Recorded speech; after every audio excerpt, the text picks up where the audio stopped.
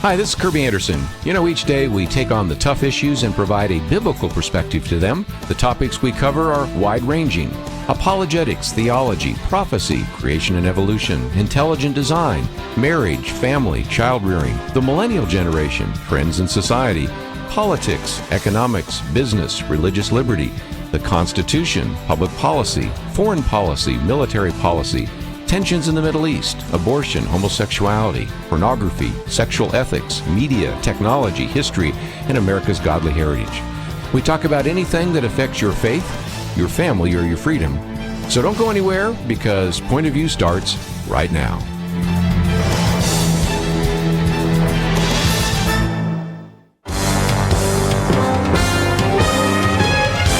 Across America, live. This is Point of View.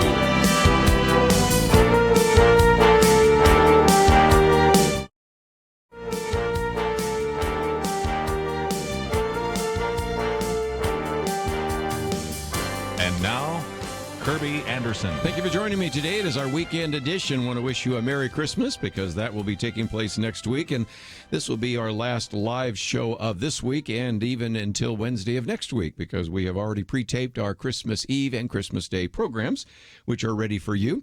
We have, of course, our weekend edition, Penna Dexter, Kelly Shackelford with us. A little bit later, Jeremy Dys will be with us, and I think we have something to talk about: a shutdown, a wall. The GoFundMe amount is up to $11 million. Mexico building a wall, and we're paying for it. Is that right? And then, of course, we had earlier in the week all the things I thought we were going to talk about. Criminal justice reform has actually passed, and so that is something in terms of the crime bill. Of course, Obamacare is in a very significant questionable state right now because of a ruling of a federal judge. And before it's all through, we will talk about St. Nicholas. That's Penna's commentary. And can we really have religious images on Christmas stamps? You just got some Christmas stamps at the post office today, didn't you? Yes. Kelly's going to explain the case that they're working on, which is so utterly absurd. I can't even believe it. I'm sure he's making these things up. This was another one of those. Yeah. Yeah. I mean, I got not only something from Kelly about it with a beautiful picture of you can create your own stamps. Did you know that? Mm-hmm. And so this client of First Liberty Institute, really a prominent family here in the area, went to Russia on a trip, created a stamp with the family in front of it's like a cathedral. Yeah. And the U.S. Post Office said, you can't have such a prominent religious stamp. Well, my stamps that I bought this year are like Mary and the Christ Child. So, I bought 100 of those. And we'll show the picture later. Of course, we have a link on the website. And I think if I were to go out right now with a microphone and ask 3 or 4 people in this building, does this look religious? Most of them say it looks Russian, but it doesn't even look religious, right? That's the funny part about this. No, it's bizarre on so many levels. It's hard to even, get this across. In fact, I think at pointofview.net, you've got the story, the Todd Starnes story up. Do you know that Fox News wouldn't carry the story because they just couldn't believe it was true? Yeah.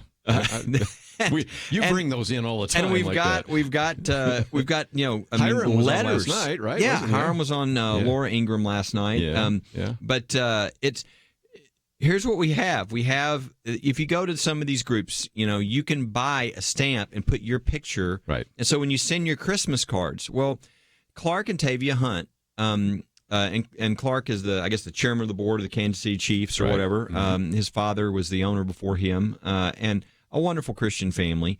And they do this every year. They put a stamp. And by the way, we've got more people now, but the Hunts were the first ones that this became public about. But we're now having all kinds of people telling us they did that to me too. Mm-hmm. They told me I couldn't. Yeah, so this is common. And we thought at first this must be these companies are just, they don't understand. And then we found out this was coming from the United States Postal Service, okay? This is in writing. And here's the amazing thing. Here's what it says. It says in the writing that you need to make sure that there is nothing inappropriate for children of all ages on the stamp. And it says, therefore, you're not allowed to have things like, and this is the list. I'm telling you, I looked at it and I went, this can't be true. They didn't really give us a case that's easy, did they? But they said, so you're not allowed because it's got to be appropriate for kids of all ages. So you can't have anything that is religious, violent, or sexual. What a list. So religion is now on the same pair with violence and sexual. So they banned because the family picture had a Russian chapel in the background that hasn't been used as a religious facility. It's more of a museum now. It is, yeah.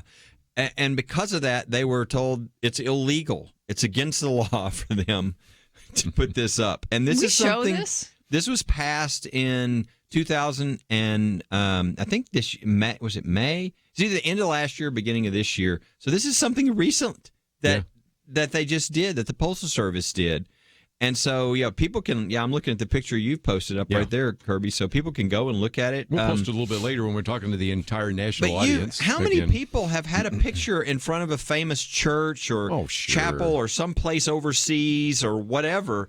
The idea that, and this is one of the things we got back from the company, he said, look, if we can crop the chapel out of the background for you. That's not the point. So anyway, let's just say at First Liberty, we feel like this is a Christmas gift in certain ways, because this is a regulation that will come down one way or another as far as we're concerned, because this is just clear religious discrimination by the government, and you can't do that. Well, again, we are going to cover it even more so in the next hour. And we have, of course, all the stations listening. But since we're right now broadcasting in a couple of stations, and especially the state of Texas, I wanted to, just before we're done here, talk about Obamacare and some other things that are happening here in the state of Texas, including some of the lessons that have been learned from the state of Texas on the criminal justice system. Well, and Kirby, but since we are in Texas, I will point out this family we're talking about is a Texas family. Texas family. That's right. So Texas leading the way again. The Hunt family, for a while they were owners of one of the teams in Dallas, but then bought the team up there in Kansas City. And I would think the only thing that would be offensive to some people is the fact that it says Chief Kingdom. You didn't like the Kansas City Chiefs. Not that that's controversial. I'm just having fun with you. But you would never think that something in the background that doesn't even really look that religious would be. And as Penna points out, it's just amazing. As Penna points out, the government has religious stamps. Yes. Okay. That's why I wanted to have her talk they won't about. allow you to put religion on your stamps. I mean, again, it's hard to make this stuff up sometimes. But this is the reality. A child, that's okay. But a Russian museum that used to be a church, well, that's not okay. That's right. I mean, it's just you just cannot, as you said before, cannot make it up. I can see why Fox News was saying this is you're trying to prank us. This is The Onion. This is Babylon Bee. This is something. It can't possibly be the case. And then, like you said, when you read the regulations, you're saying, what Scrooge, Grinch in the U.S. Post Office came up with these regulations? Well, they obviously think that religion is inappropriate for children of all ages. Just like sex and violence. Yes. Penna, we cannot make this I think up. Fox has probably been burned with outlandish stories. That is true. And that's why they're doing this, because this story sounded so outlandish to them that they didn't want to publish it without you just cannot make it up. attribution verification. Let me set up for what we'll talk about after the break, and that is we were told by the incoming future Speaker of the House, Nancy Pelosi, that Donald Trump, you don't have the votes in the House to actually get a wall. And yet, interestingly enough, by a vote of 217 to 185, of course, that's 177 Democrats all voting against this, the spending bill just added $5.7 billion for a border wall, which, of course, now goes to the United States Senate, which probably will not pass it. And the president has been very clear in saying that this shutdown, and it's a partial shutdown, about 25% of the government, will last for some time. It's interesting because one of the things that people are floating now for this is do away with the filibuster in the Senate and get this done. I mean, really, people are on the side of national security and, wanting a wall, which $5 billion really isn't all that much money in the scheme of things in our budget. Surrounding so it's in the more budget. of a philosophical dispute here. And it was the core piece of Trump's campaign, and so he's going to stick with it. And so we'll see what happens. We'll probably have a shutdown, but he's going to take full responsibility for it. Well, we'll come back and talk about the objections we hear, that it's too expensive, it won't work, or it's xenophobic. We'll talk about that right after this.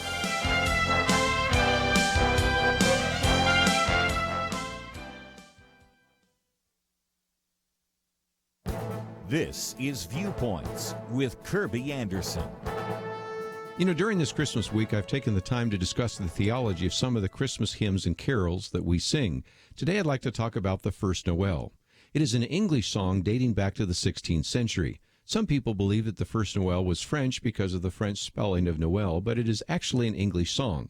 The French word Noel does mean Christmas and is relevant to the lyrics of the song.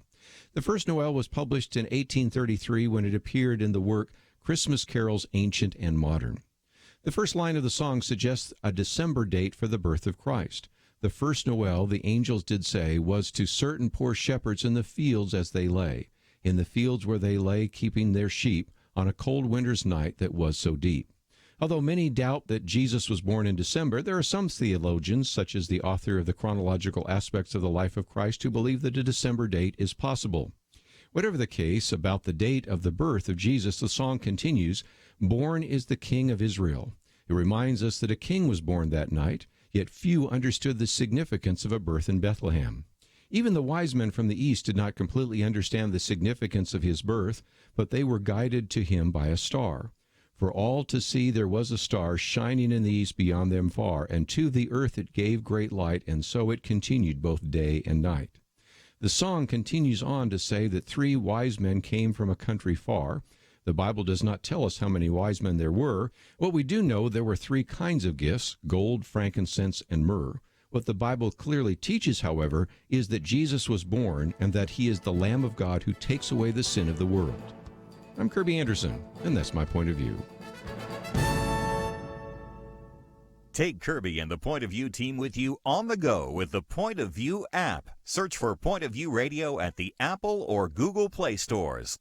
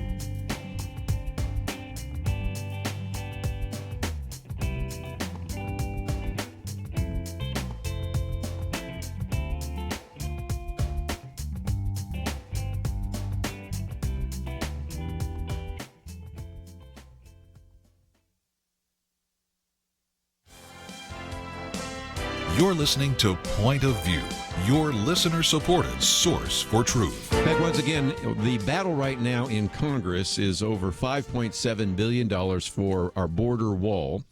And just this week, we had an opportunity to see occasionally bipartisanship really does work. You had 87 senators actually indeed vote for the First Step bill, and that is now passed the House 358 to 36. And so we do see bipartisanship, but Penna, it was kind of interesting. Bipartisanship on an issue which around the table we think is important, but if you were to go out again with a microphone, ask people what are your top 10 issues, criminal justice reform is not on there. So again, we did do something, I think, in a positive way for criminal justice reform, but that's not very high on people's list.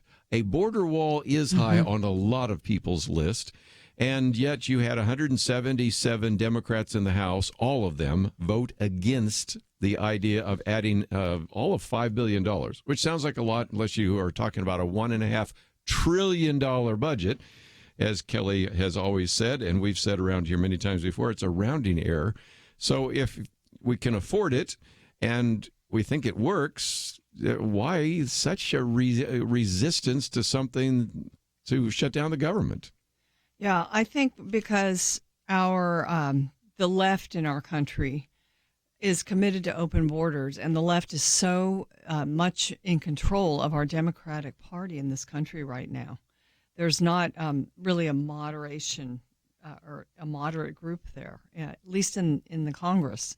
And so those ideas are really what are holding sway right now. And it would be, I think, just on the part of Pelosi, Schumer, and the leadership, I think they would receive so much criticism for allowing it to happen. They at least have to show that they're going to fight to the end. And they still think that a shutdown hurts you. I think President Trump in this particular case, he's taking credit for the shutdown almost. He's made statements to that effect. I can read those if you want. Yeah, so he may turn around this whole perception that a shutdown is such a bad thing because he's willing to stand up for those who supported him to the point of a shutdown. So it may, I'm not sure. It's hard to know the numbers. It may be a positive. It's hard. It's going to be really hard for the president, though, because the media is so against him that it's going to be a huge PR campaign to try to make people hate Trump and make him responsible for the shutdown. I don't know. I love the fact that somebody's taking this on, because every time we get to these spending bills and everybody's like, well, I don't want to shut down the government. So what they do is just spend all of our money, and rather than making hard decisions, right? Yeah. And so I'd love for somebody to show that, there are worse things than a government shutdown. I mean, worse is actually spending, hundreds of billions of dollars more than you should be spending, and, putting that, the bill on our children and grandchildren. That's worse, but they don't seem to think so because they're about their political survival. And so they think, well, we can't have a shutdown. Well, we had a shutdown for 3 days under Schumer, right? And I don't think anybody died or anything really happened. Everybody even got paid. Yeah, I know. So I just, I think this is going to be very interesting because I don't see an end game to this. I mean, I don't see anybody wanting to compromise. I think it's silly that the Democrats are doing this because it's almost nothing, but it's all about PR and how they look, and because they can't give him money for that because their base would be upset. But it's like, if you're doing this is a rounding error. I mean, this is a small amount of money in the budget, and the president says, this is what I campaigned for. This is what people elected me for. I've got to do this. You say, all right, we'll give you your $5 billion. That's give why us I don't $5 billion understand. here. Yeah. I mean, you just. And again, the arguments, USA Today yesterday said, a time when we're running up federal deficits, $5 billion. And I'm thinking, wait a minute. Come on. We just, in October, which was the first month of the new fiscal year, had a record revenue. Even though we lowered the tax rate, we increased dramatically the tax revenue. Now some, as Kelly and I go back and forth, naively say this is the Obama economy, which is really, of course, the tax cuts. So at a time when we have more revenue in October than ever before, better than the October before that, which itself was a record, you're sitting on a mound of cash right now. And so to say it's money is pretty amazing. Then the USA Today editorial said, well, yes, but immigration and illegal immigration and illegal crossing of the borders is down. Well, maybe. Louis Gohmert points out, we also want to stop the flow of drugs like, opioids and things like that.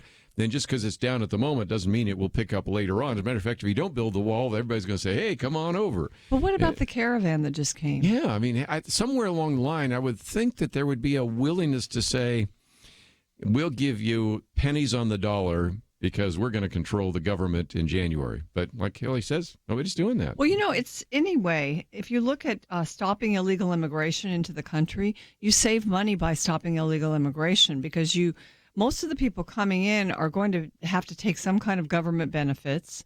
They will be in the schools. They will be in the healthcare system. If they're coming to get asylum, they're going to have to go through all of their legal processes. We're going to have to house them. So there's money spent when they get through a wall. If you have a wall, it not only stops people, it deters people from coming. So I think in the long run, the wall would actually save us money. And the other argument that's oftentimes made is that, well, the wall is not effective. No, I think the reason they're against it is because they know the wall will be effective. Yeah. And if you haven't been around, Kelly, one of the things we talked about is there was a debate a while back between is it a wall or a fence, because they're using these steel slats so that they can see through. You can't get through, but these are 18-foot high walls. And I just, again, dare anybody to try to figure out how to get over one of those, because there's a really good YouTube video I watched where they had a SWAT team try to get over one of those walls. These are the guys that do this professionally, and they had difficulty. They had SEALs try to do it. And I think it just illustrates again that if you put up one of those bollard walls that's 18 feet high, but you can still see through it and see whether or not drug traffickers or others on the other side, those would be effective. But nevertheless, they keep telling us it won't be effective if we have 18-foot walls. I think it's silly. Of course, walls are effective. I mean, people have walls and fences in their yards. I mean, I think everybody knows. I'd like to know why they, a real discussion of why they really are so against, other than just the politics of not wanting their base. But I mean, why?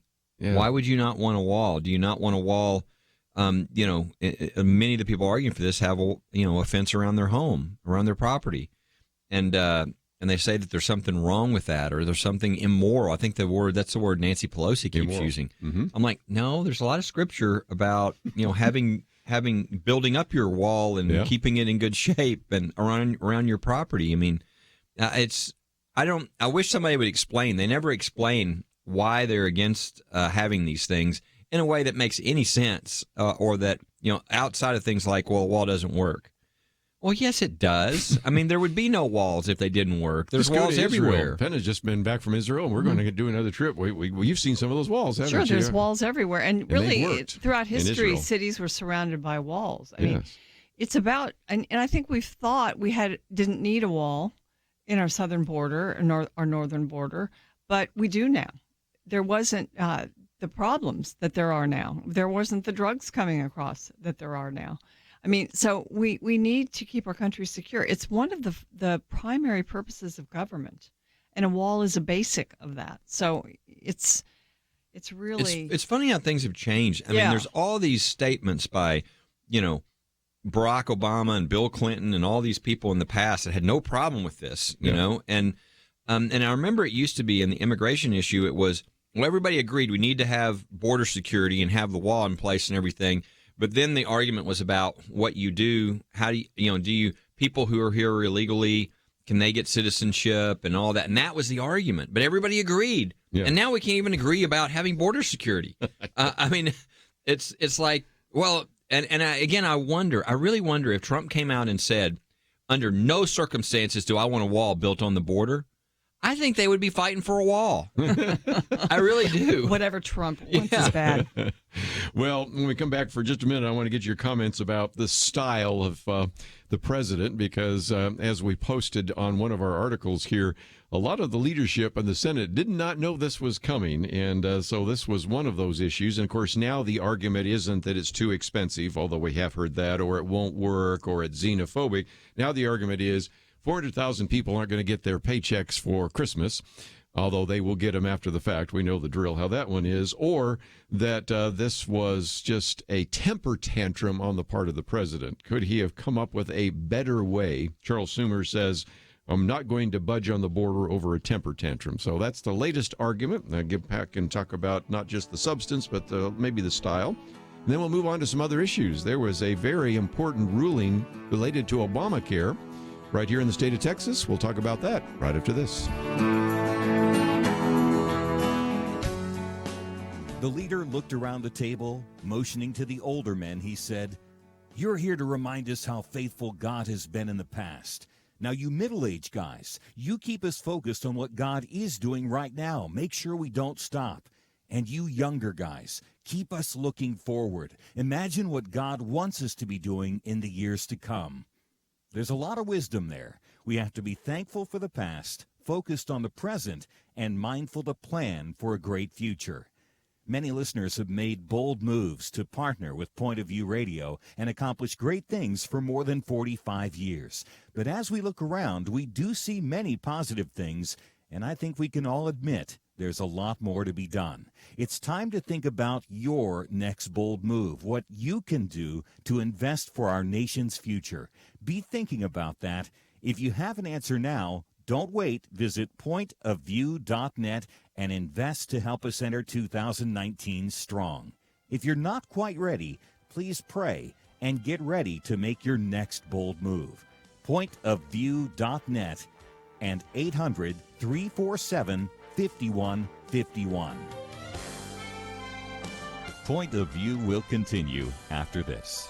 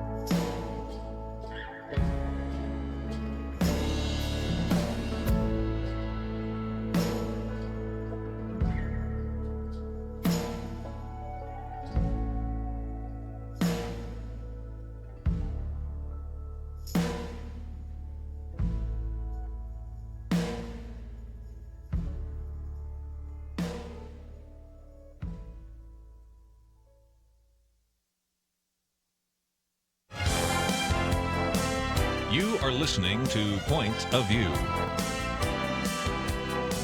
The opinions expressed on Point of View do not necessarily reflect the views of the management or staff of this station.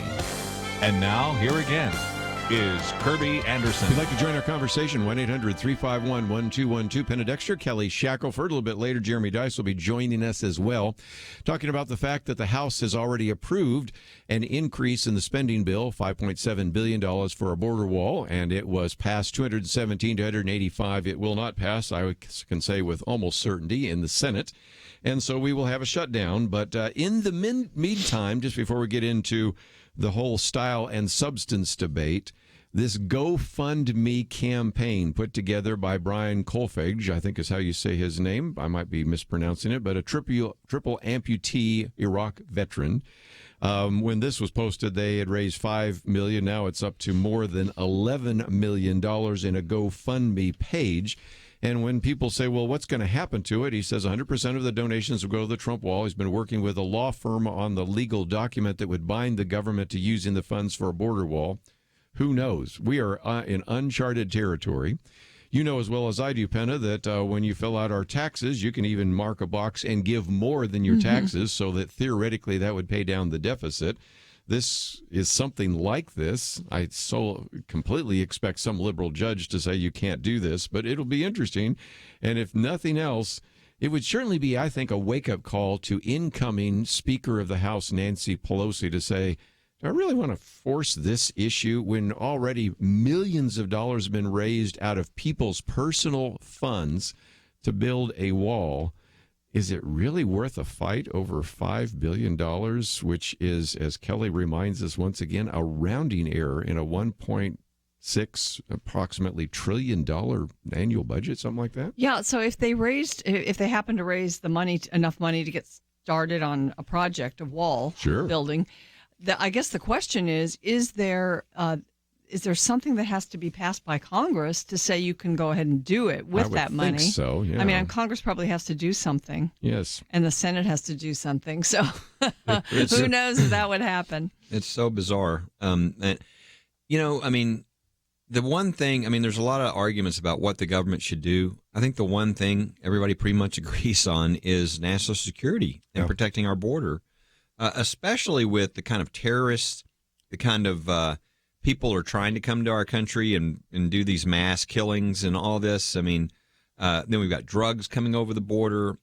That's in addition to the immigration problem, that's coming from people who just want work or whatever else. And, I wonder how this is going to poll, because, this is the key to this is going to be the polling and how people, and of course that's going to depend upon what messaging goes out. But I wish you could almost get every American to kind of sit in one room, and say, don't you think we need to have control of our immigration system, whatever we do, and that maybe we should decide who comes in, and that we should have an orderly process? I think you'd have a huge percentage that would say yes. And you know what? You can't do that if you don't have an entry point. Yeah. You can't just allow people flooding over the borders illegally and all this. You've got to have control of your border. And so that's what's being attempted here. And you would think any rational person would want this. Again, go to your home. Is it okay if people enter your home through the windows and the side, slats and everything else? Or do you want them to come through the front door? And that's all we're trying to do with having a border wall, is having places where they come in, they can seek asylum, etc. But to stop, no telling what from coming into our border. Who knows how many terrorists and how many people who have ill will have come into the border. And that's why people need to control their border. That's why we need to control our border. A lot of people will use the excuse, well, immigration is really it's a core value of our country. Our country is, built on immigrants. But we're also built on the rule of law. And like when you think about immigrants that came through Ellis Island, you had a natural barrier, the water, and then you had an island, and then you had a system where people could be screened, and they could come in if they passed the screening. Well, this would be the same thing. You can't. I think it's worse optics than a wall to put forces, military, all across the border to keep people out. So a wall would just make a lot of sense, and then people funnel in and they go through the legal system. Is that too much to ask? And really what it would do, I think, is, Kelly reminded me of this in his comments, that this would help us to reform our immigration system. Right. And to make it legal. And then we can begin to take advantage of the rich supply of people who want to come to this country. And we need workers, but we need to be able to decide who that is. We don't want to bring a lot. We can bring in people who are underprivileged or whatever, who are willing to work, but we need some kind of a measuring stick for people who are coming in. We can't bring in people that we're going to just be supporting for the rest of their lives. We need to bring in people who are going to be a net positive, or at least be a contributor to our nation. And I think it's true. We do need people. And let's be honest. Why do we need people? The main reason is because of abortion, of our country. Lowest fertility ever. Yeah. And moving away from Michael life. Jerome today talked about that. All these things are connected. If you become a culture of life, then you go one direction. If you become a culture of death, which abortion and all this produces, then all of a sudden you're like us, and you're not even able to keep your numbers. I mean, you're actually going the other direction. And so that's why, if it wasn't for us pulling in people, we would be in real trouble right now. So we do need that. I mean, I wish we would go back, and I think we are. I think the president, in part, his appointments of judges and et cetera, are leading us back towards more of a culture of life. But we're not there yet. And so we need an orderly immigration system where we can bring in the people we need and the people that have our values. And I tell you one thing I think should never be acceptable is these people that are coming into our country that do not want to assimilate. Mm-hmm. Then you're not welcome. We're not looking for you to change our country to a different culture. You're supposed to be coming here because you want to be a part of what America is all about. And but you can't do any of that if you're not in control of your borders and control of the process. And again, I think there's a lot of arguments about how what the system should be. But the problem is we can't even get to that as long as we don't have border security and the walls and all this to have things in order. And yet there are people who want to frustrate that, and they don't want that to occur. And I think it boggles the mind of most Americans. What about the argument that's being made now, and this is the one we're going to hear over the next couple of weeks, because I suspect this thing's going to go on for a while. I may be wrong. They may resolve it tonight, but I doubt it.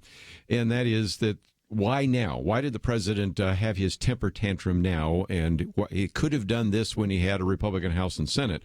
Now, I think one argument is he knows he's losing the House, so this is the last window of opportunity. Mm-hmm. But even so, he could have signaled earlier in the week when he was saying, I'm going to own the shutdown, that that was the case. But why now? Any comments about that? Because that's going to be what we're going to hear right now. He did signal it, and then he kind of walked back a little bit. And that's the thing. And that was the thing that was surprising to me, because last time we had a CR like this, he came up and he kind of said, all right, we're at the last second. We don't want to shut down the government. And so he agreed, but he said, this is the last time. Yeah. And so, but he seemed to vacillate. I think that was the thing that was a little surprising. When Jim Jordan and the whole Freedom Caucus, and Mark Meadows, and everybody showed up. Then all of a sudden, we're going to close it down because it caught the Senate off guard. You know what he ought to do? He ought to go out right now and say, "Look, I was elected president. In part, a major issue was on doing a wall to get border security. Some people are concerned about this shutdown of the government. I just want to do a poll of the country and say, are you changing your mind and you don't want me to do a border wall? And I'd be very interested to see what I think the American people would say, we want the wall. Mm-hmm. But I think these people that are already raising $11 million have said, we're in on the wall. Right? We're going to put our own money in. But I think he's going to have to go around the media somehow because they're going to try to make him into a villain and all this. He's got a bully pulpit. He darn well better use it and not go play golf over the weekend. He's already announced that he is not. He was planned. The plans were originally for him to go and spend Christmas in Florida, and he announced as long as there's a shutdown, he won't be leaving. And that's what he needs to do, I think, because he's got a lot on the table there that he has to deal with. Again, if you just joined us, we've been talking about this idea of closing down the government. It only would be about 25%, because much of it is actually funded on the CR until, what is it, I think February? Yeah, Congress actually did its job a little better and funded a lot of the departments. It'd be Homeland Security, law enforcement, national parks, and transportation, housing, parts of those. And, when, as with all of the shutdowns, they make their best effort, the government does. A lot of times the party that's trying to make hay out of it will play up the problems that are caused. Close down but the really, parks, the government tries to, make the essential things still happen during the shutdown. That's right. So we will see how that plays itself out. But I did want to just focus on that a little bit. We'll come back to it, obviously, in the next hour. But just before we finish this hour off, Kelly Shackelford knows a little bit about this judge that has acted upon the lawsuit brought by Ken Paxton, somebody else we all know around the table. We're going to talk about the Obamacare issue right after this.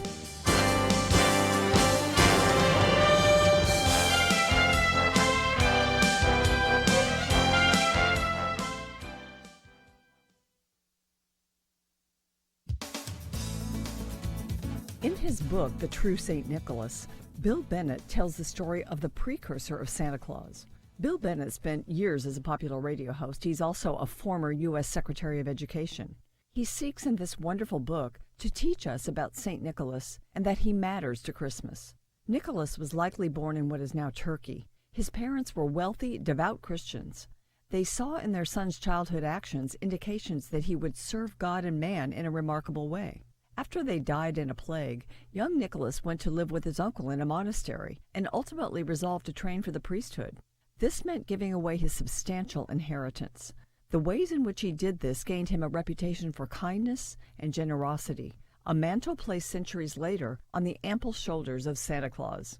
Nicholas became bishop of the coastal city of Myrna. His faith carried him through storms at sea and persecutions in Rome. He lived to see Constantine take power and encourage the spread of Christianity. After his death, Nicholas became known as the Wonder Worker, and his power to change hearts became legend. Stories have him battling pagan deities and demons, guiding and healing. He was known never to take credit, but always to point people to God and encourage trust in Him. The name St. Nicholas traveled far. Churches and basilicas were dedicated to him.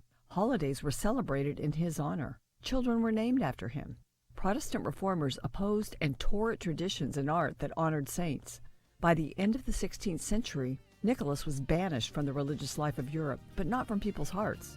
Dr. Bennett points out that he may have lost his place in churches, but he moved into people's homes. Commerce and literature turned St. Nicholas into our uniquely American gift giver, Santa Claus. It's worthwhile to tell his story. For Point of View, I'm Penna Dexter.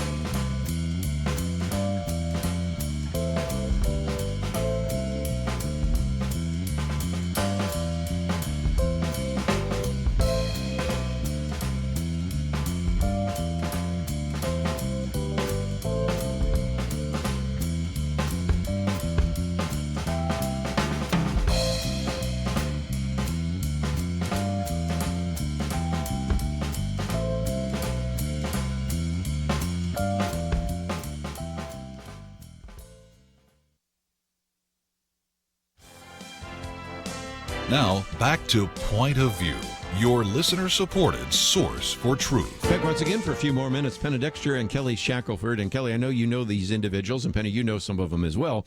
So let's talk about this for just a minute. Of course, this has national implications, but I thought it was interesting because Wall Street Journal called it the Texas Obamacare blunder. Now, I don't necessarily agree with their conclusion, but that's okay. It has to do with the fact that an individual we all know who sat on this very table many times with us before, the Texas Attorney General Ken Paxton, made the argument that indeed, since we no longer have the mandate, which was repealed last year, then the tax is no longer a tax, so Obamacare is illegal. So that then led Judge Reed O'Connor, Kelly, who I believe you know, who ruled that indeed these 20 state plaintiffs indeed were correct, and so the individual mandate is no longer legal because Republicans have repealed it, and so the argument given by Chief Justice John Roberts is void. Is that fair? Yeah. Look, Reed O'Connor is a really good guy, excellent judge. He actually worked under Senator Cornyn before he was chosen to be on the bench. And anyway, you'll find this interesting. His predecessor before him, who held the position, is a guy by the name of Jim Ho. Yes. Who's now on the Federal Court of Appeals. So there's a circuit, yeah. Talk about two really good judges. Yeah. Cornyn's very proud. They came to the right courtroom. They did. And look, there's two parts of this opinion. One part of which I think is clear. The other part of which there is some disagreement. And that is that if the original decision on Obamacare was, most people realized it was unconstitutional. The government cannot force you to buy things. Right. Okay, that violates interstate commerce. So everybody thought they're going to strike it down, which they were. And the story is, in the last second, Robert switched sides because he didn't want it to look like a partisan decision. The court's partisan, all this. And so what he said is, if it's a tax, then it's upheld. Well, it's not really a tax, but he said it was a tax. Why? Because you're fined $2,000 if you don't buy it, and that's a tax. And so the whole thing was based upon that you either are forced to buy insurance and to be in the system, or you pay this penalty, this tax. Well, the Republican Congress, they deleted that tax. They couldn't, there was an attempt to get rid of Obamacare, and they couldn't. They didn't have the votes, and they got close, but they did remove this penalty. Mm-hmm. So, the state of Texas and a number of other states brought this lawsuit, and they said, look, originally the only reason this law was upheld was because it was a tax. Otherwise, it was going to be unconstitutional. Well, that tax is gone. That penalty is no longer there. So it's clearly unconstitutional, and I think that's right.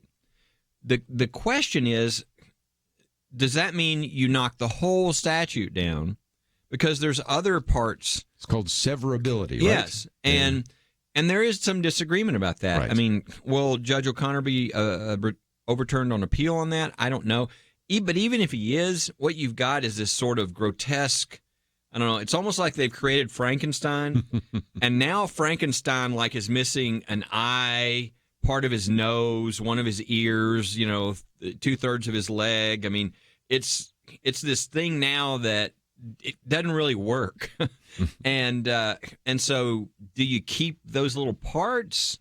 Or if you're Judge O'Connor, you said, look, this was the heart of this, and it doesn't really work without this, and therefore you got to strike the whole thing down. And so that's what he did. Now, politically, I don't know whether this is a good or a bad thing for the Republicans, because if you strike it down, what do you replace it with? Or what do you, how do you, is the pressure going to be on you?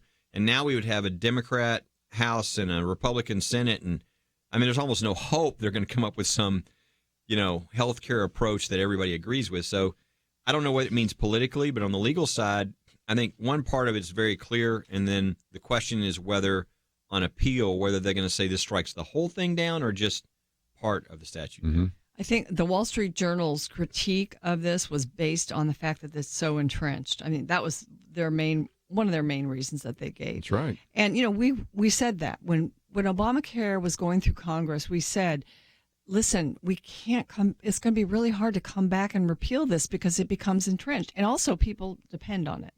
Well, in a sense, it's actually been worse than we thought because it's been so expensive. Yes. Obama promised a lot of things like you can keep your health care and your doctor and all of that and your insurance, and none of it's been true. So I think that if this opinion were to hold on appeal, that even with the Congress not all in Republican hands, a lot of this would begin to flow not only to the free market but back to the states, and states could go back to what they were doing before Obamacare and create high-risk pools for people with pre-existing conditions, and that would take care of the pre-existing conditions. And then, I think that we don't trust the market, and it's amazing the Wall Street Journal doesn't even trust the market enough to say, okay, let's make it more of a free market healthcare system than it was before Obamacare, because it really wasn't in so many ways in which the federal government or state governments were involved. I think we ought to just not worry so much about what's going to replace it, because we're a creative country and we have a lot of smart minds. And, things have happened now. Doctors have consolidated, and perhaps, those consolidations will remain. But I think these doctors and their advisors they're going to make money.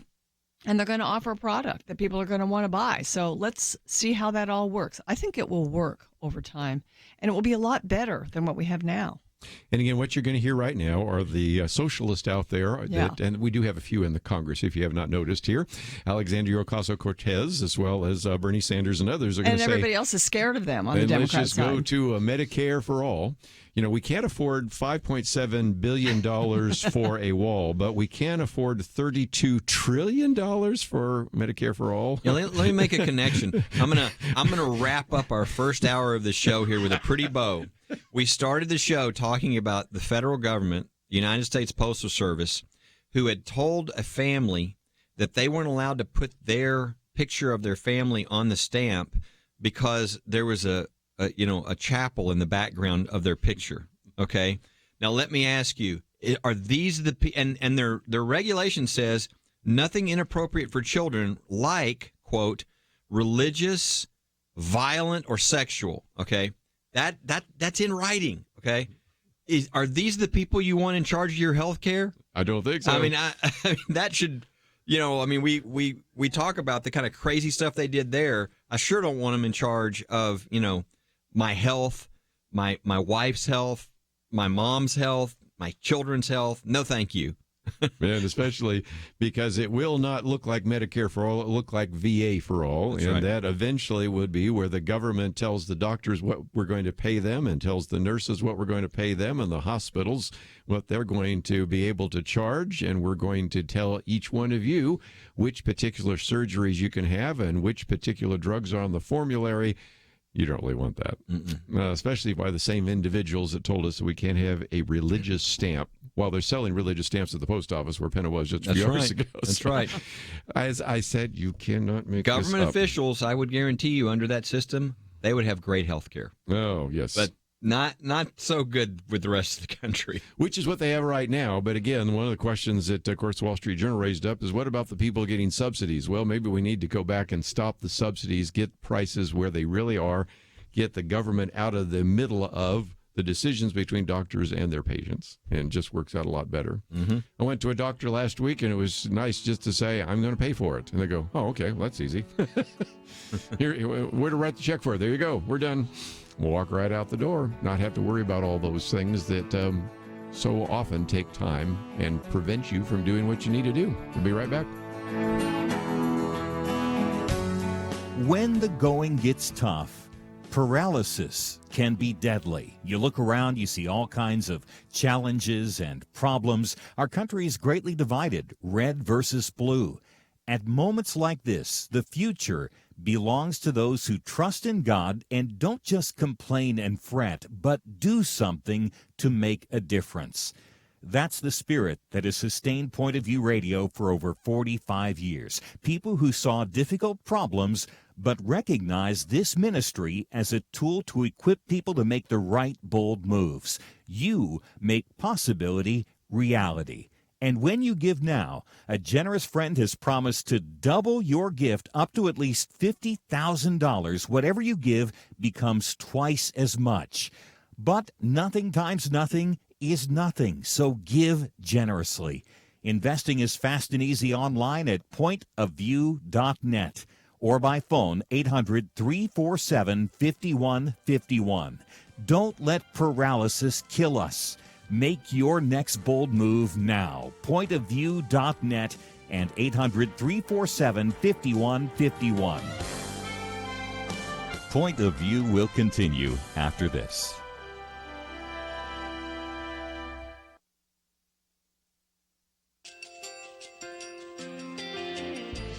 I just want to thank you so much for all the wonderful programming you have. You're just absolutely fantastic. I recently started listening to Point of View, and I really found it interesting because of the different subjects you cover. Thank you for that. I really appreciate everything that you do in keeping us informed. Thank you, Kerby, for everything that you have been doing. I appreciate all the work that you're doing, advocating for the Word of God. Thank you so much. Point of View, I think, is absolutely necessary because it's a Christian perspective, a biblical worldview perspective, and receive very current, up-to-date information about what is really going on, week to week. in our culture, which is changing so rapidly, and yet it's morally sliding backwards. Yeah, I'm just, first of all, I thank you guys. Y'all's program is wonderful, and enjoy it every day. I learn so much every time I listen to it. Point of View Radio Talk Show.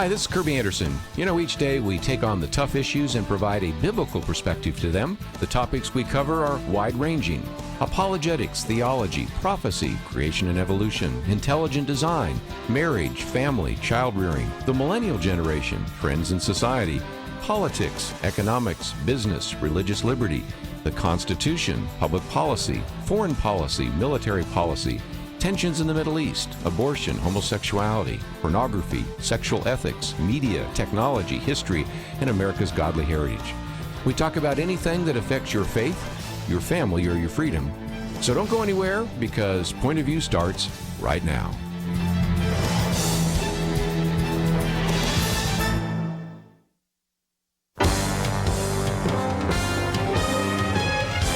Across America, live. This is Point of View.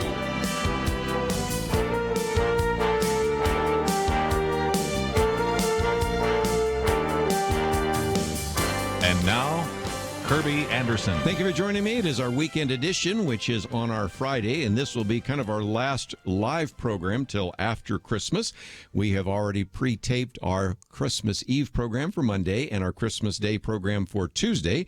So let me wish you a Merry Christmas. And around the round table we have, as always, Penna Dexter and Kelly Shackelford. And boy, do we have a lot to talk about. Possible shutdown here, and what is that going to mean in terms of the border wall? So we'll talk about that. The passage of the criminal justice bill that we have been talking about for some time. We've had Rebecca Hagelin on. We've had Star Parker on. We've had a number of others, and it passed the Senate 87-12, and then just yesterday passed the House 358-36. And since they had to go back because there were some sentencing changes that were added to, we'll talk about that. One of the articles I've posted by Cal Thomas that reminds us this may be the only bipartisan act during the remaining 2 years of President Trump, as evidenced by the fact that $5.7 billion for a wall is a deal breaker, apparently, for many members of Congress. And we'll talk about that in just a minute. So we've got the criminal justice system. And just to, again, get to the religious liberty issues, Kelly Shackelford, this one still has people just smiling. We have a family that had their Christmas stamps rejected because of a religious content. And Penna, you just were at the post office and you got some stamps that had Madonna and Child. There was no problem with Looks very religious to me. Kelly, what in the world is going on in this regard? In fact, that's why I bought them. Yeah, a matter of fact. And we all use religious stamps when we can. Yeah, go for it. Well, what happened is you can buy, if people don't know this, you can go out and you can take a picture of like your family or whatever, and you can put that on the stamp. And you can make stamps. Like when you send your Christmas card, you can even have your family picture on the stamp. And that's what Clark and Tavia Hunt do. It's a good Christian family. Actually, Clark is, they're the owners of the Kansas City Chiefs. So an extra reason to root for the Chiefs. If you're not a fan of football at all, now you want to root for the Chiefs because this is a Christian family that tries to live their life the right way. And all of a sudden we're told, no, I'm sorry, your picture this year can't go on the stamp. Why? What did we do wrong? Because there's a chapel in the background. And you're like, that's got to be a joke, right? Anybody who's been like in a foreign country and taken a family picture in front of a church or whatever, and a lot of people wouldn't even know this is a church because Kirby's holding up the picture right now. Yeah, and this as soon is as you a finish famous. Talking, okay, I'll hold it up right now. People, if they haven't seen this, we've got it right there. That just gives you a little bit. It's of a an famous. I think, if I'm not mistaken, it's Basil is the name of the chapel. But I think isn't that also called the Church of the Spilled Blood, or is that a different one? No, but I forget what that is. You got me on that one. Yeah. Anyway, it's that look though. It's that look of it's the Russian looking, and most people Very wouldn't colorful. wouldn't even know it's a chapel. And in fact, it hasn't been used religiously in I don't know how many hundreds of years or whatever, Probably, but a long time. Yet that, and in fact, they came back to him and they said, and we represent the Hunts in this, but they came back to him and said, what if we just Photoshop the chapel out of the picture with your family? And you're like, okay, come on. These companies, they're dealing with the federal government because it's a stamp, and they're just misinformed, okay? No, it turns out that the United States Postal Service is intentionally doing this. They say that any religious content... You've looked at the regulations, haven't you? The regulations say we don't want anything inappropriate for children of all ages, and therefore some of the following things are banned. And this is the list, I'm telling you, in this order. It says, therefore, you can't have anything that is religious, violent, or sexual. So evidently the Sex, violence, and religion. Yes. Ugh. So you take a picture of your family now, and Penna, and as you just pointed out, yet Penna just went and got stamps of the Madonna with child.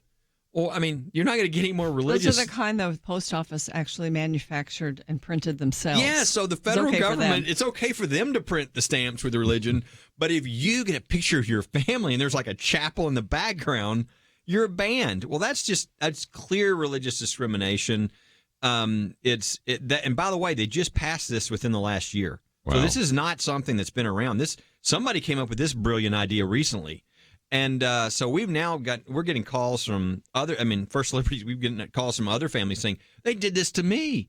I thought I was the only one, but now they've heard, the Hunts are well known because of the Kansas City Chiefs. People listening to this right now are probably going to call your office in the next hour. And we're we're going to have a class action lawsuit pretty soon with people all over the country. But we are definitely moving ahead with this because this regulation will disappear one way or the other, either by the hand of a federal judge or because they realize, oops, we better stop this. And these companies, I'm sure, don't like doing this because they want to sell the stamps, right? And so they don't want to be telling people's families, oh, I'm sorry, I see a cross around your neck in your picture with your family, or, oh, no, there's a steeple in the background or something like this. But that's where we are with this case. And if you think this is like, an early April Fool's joke, go to pointofview.net.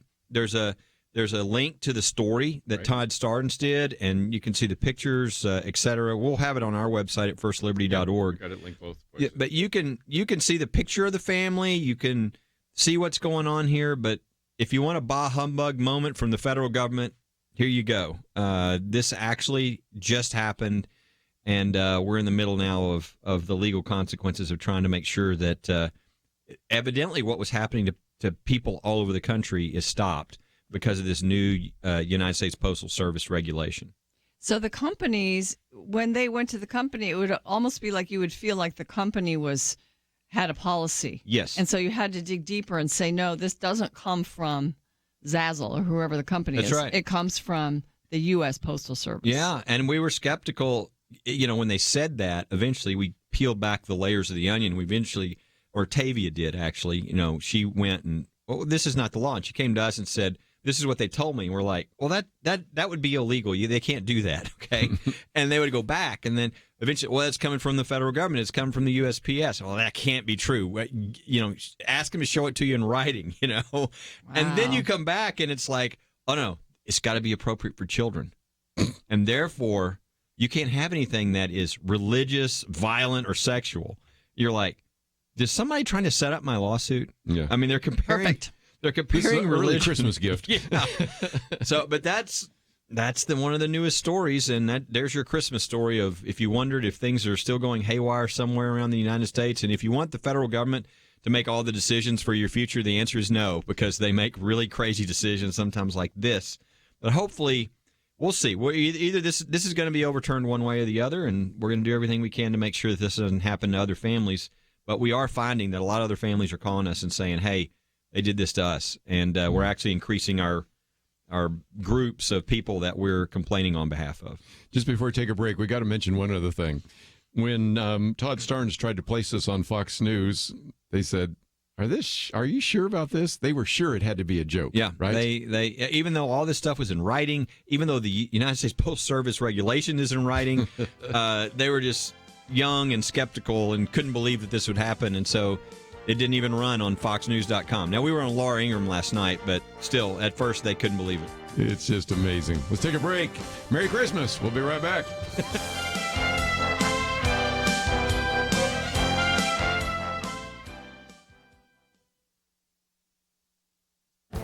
This is Viewpoints with Kerby Anderson.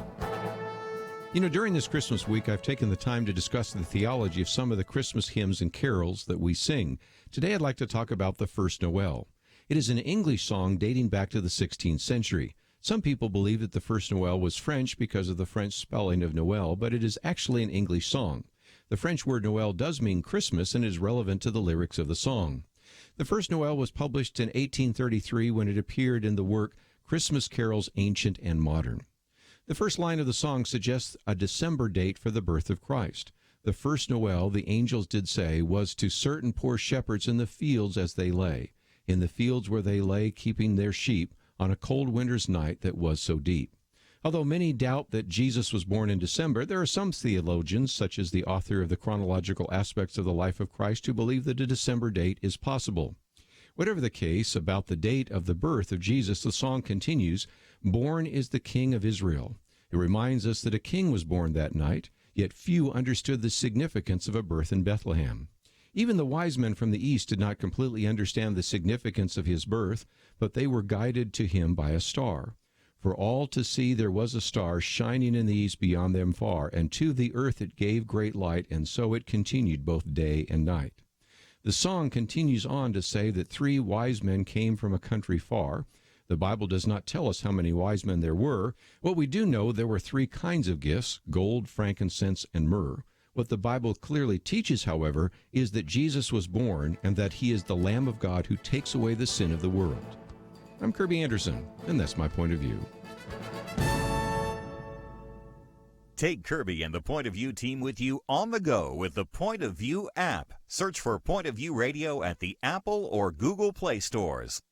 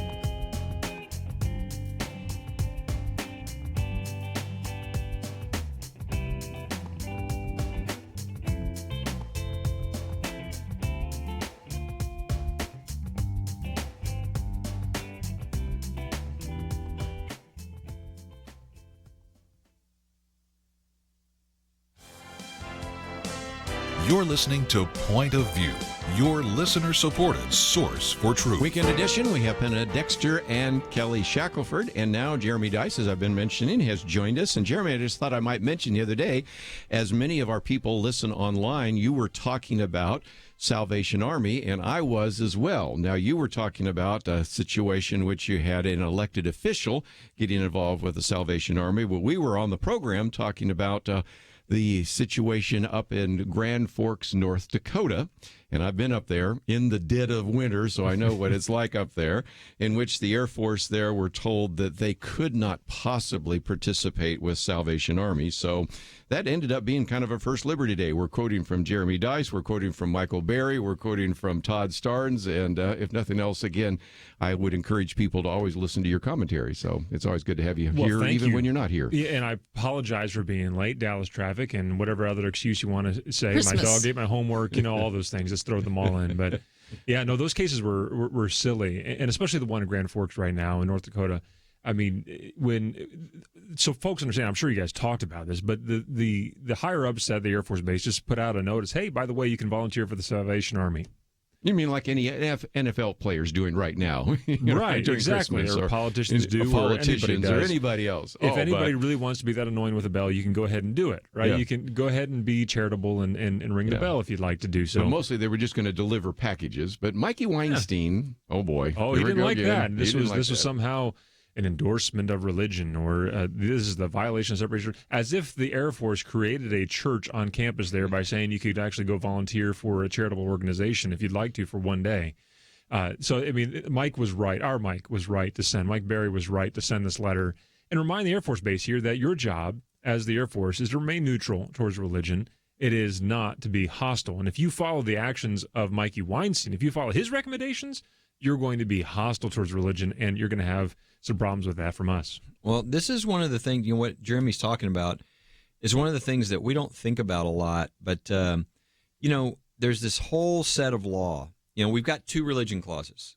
We've got Congress shall make no law respecting the establishment of religion or prohibiting the free exercise thereof. The Establishment Clause, I think most people who read it go, okay, the founders did not want us to establish a national church. That would take away our free exercise rights. But we've had 50 or 60 years of stuff that is not based on the Establishment Clause. It's sort of made up by judges, and they use, separation of church and state or the Lemon test or the endorsement test, or all of a sudden their most recent test, the endorsement test. If a passerby goes through a community and sees a religious symbol and they're made to feel like an outsider, then that's a violation of the Constitution. And so it creates this atmosphere in our country where if religion occurs in public, people think, oh no, can we do that? And the founders would be appalled that atmosphere is what we're living in as a country, because that is not what they meant. That is not what the Constitution says. And so just sort of connecting this case to what we're going to see next year, the Bladensburg Veterans Memorial, that's been up for almost 100 years, and they're trying to tear it down because it's a cross. That's based upon this same set of really made-up law. And we've got new justices on the court. We want to follow the Constitution, and they're going to get a chance to look at all this and go, wait, what are we doing? Why is it that the law is so muddled and so messed up in this area? And they're going to have an opportunity to begin to move us back into a proper interpretation of the Constitution where maybe these types of things don't happen. Or at the very least, stopping the weaponization of the Establishment Clause, which was never meant to be any kind of an offensive weapon whatsoever. It was supposed to restrain the government, to allow the Free Exercise Clause to have its glorious day, to allow the people of the United States to exercise their religion absent the coercion of the United States government. I think this Mikey Weinstein, and he has this group, the Military Religious Freedom Foundation, that's his weapon, because he makes it sound like in the Air Force that the higher ups are going to come down on you if you don't participate or if you're not a Christian. That's basically what he says. Or if you don't participate in the Salvation Army effort, outreach. These are opportunities people have. In the military, you're free to practice your religion the way you want to, or at least you should be. But he always makes, anytime there's a tie-in with anything religious, he makes it sound like it's very coercive in the military. I think most people that have been in the military or in the Air Force, and that's where he operates, don't think that. But he makes that. And so if you're successful in the Bladensburg case, do you think you will pull the rug out from under him? I think we hope so. Yeah. The only truth to the MRFF, the Military Religious Freedom Foundation, is the last word. It's a foundation, but there's no religious freedom within it, and it's certainly barely operated by anybody in the military. I heard Mike the other day giving an interview, Mike Berry giving an interview the other day, saying that he can't think of a single time when Mikey Weinstein's been right on any of these issues.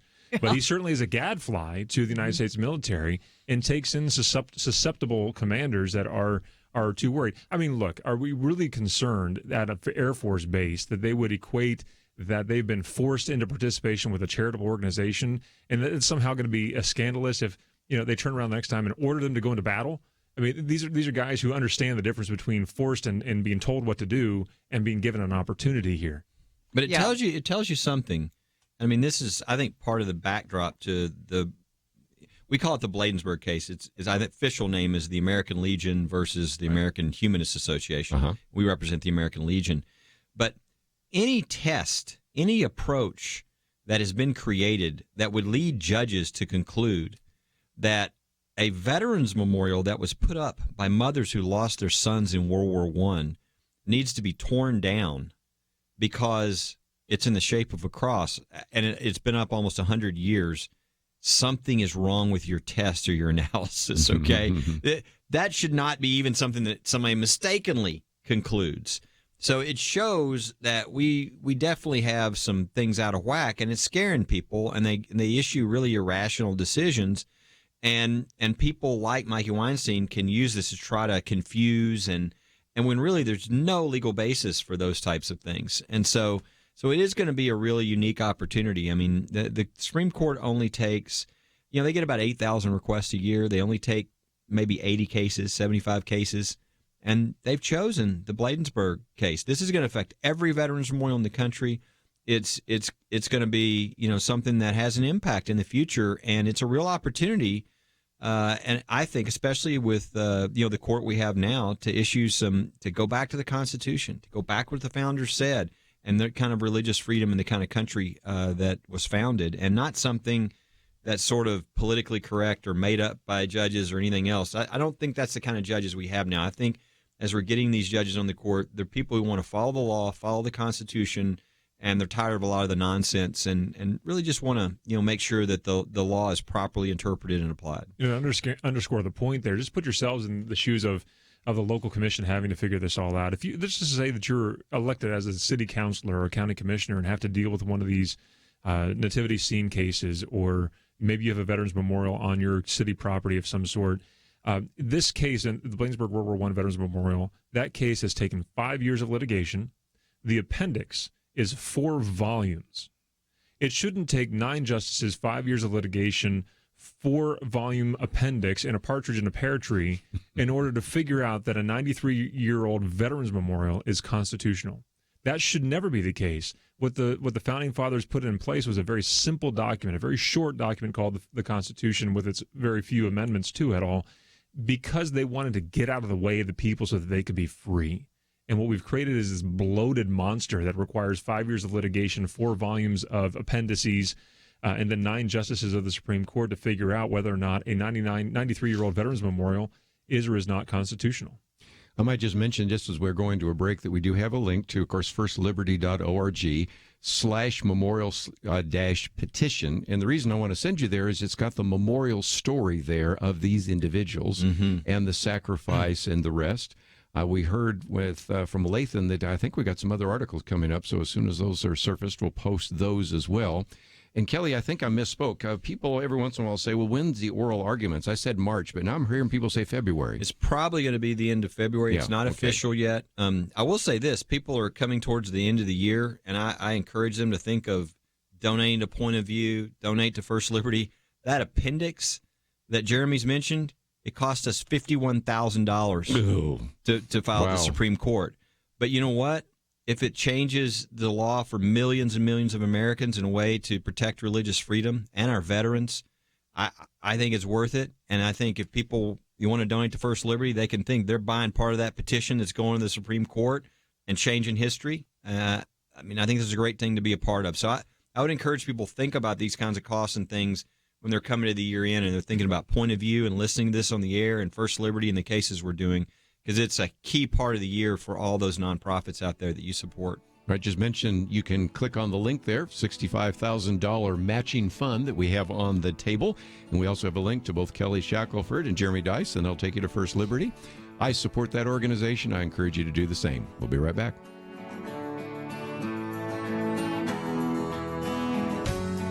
When the going gets tough, paralysis can be deadly. You look around, you see all kinds of challenges and problems. Our country is greatly divided, red versus blue. At moments like this, the future belongs to those who trust in God and don't just complain and fret, but do something to make a difference.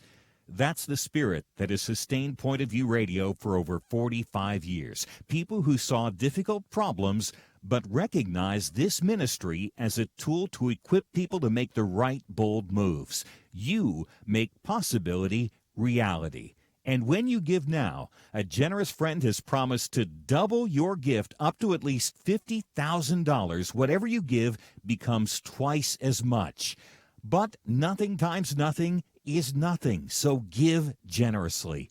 Investing is fast and easy online at pointofview.net. or by phone 800-347-5151. Don't let paralysis kill us. Make your next bold move now. Pointofview.net and 800-347-5151. Point of View will continue after this.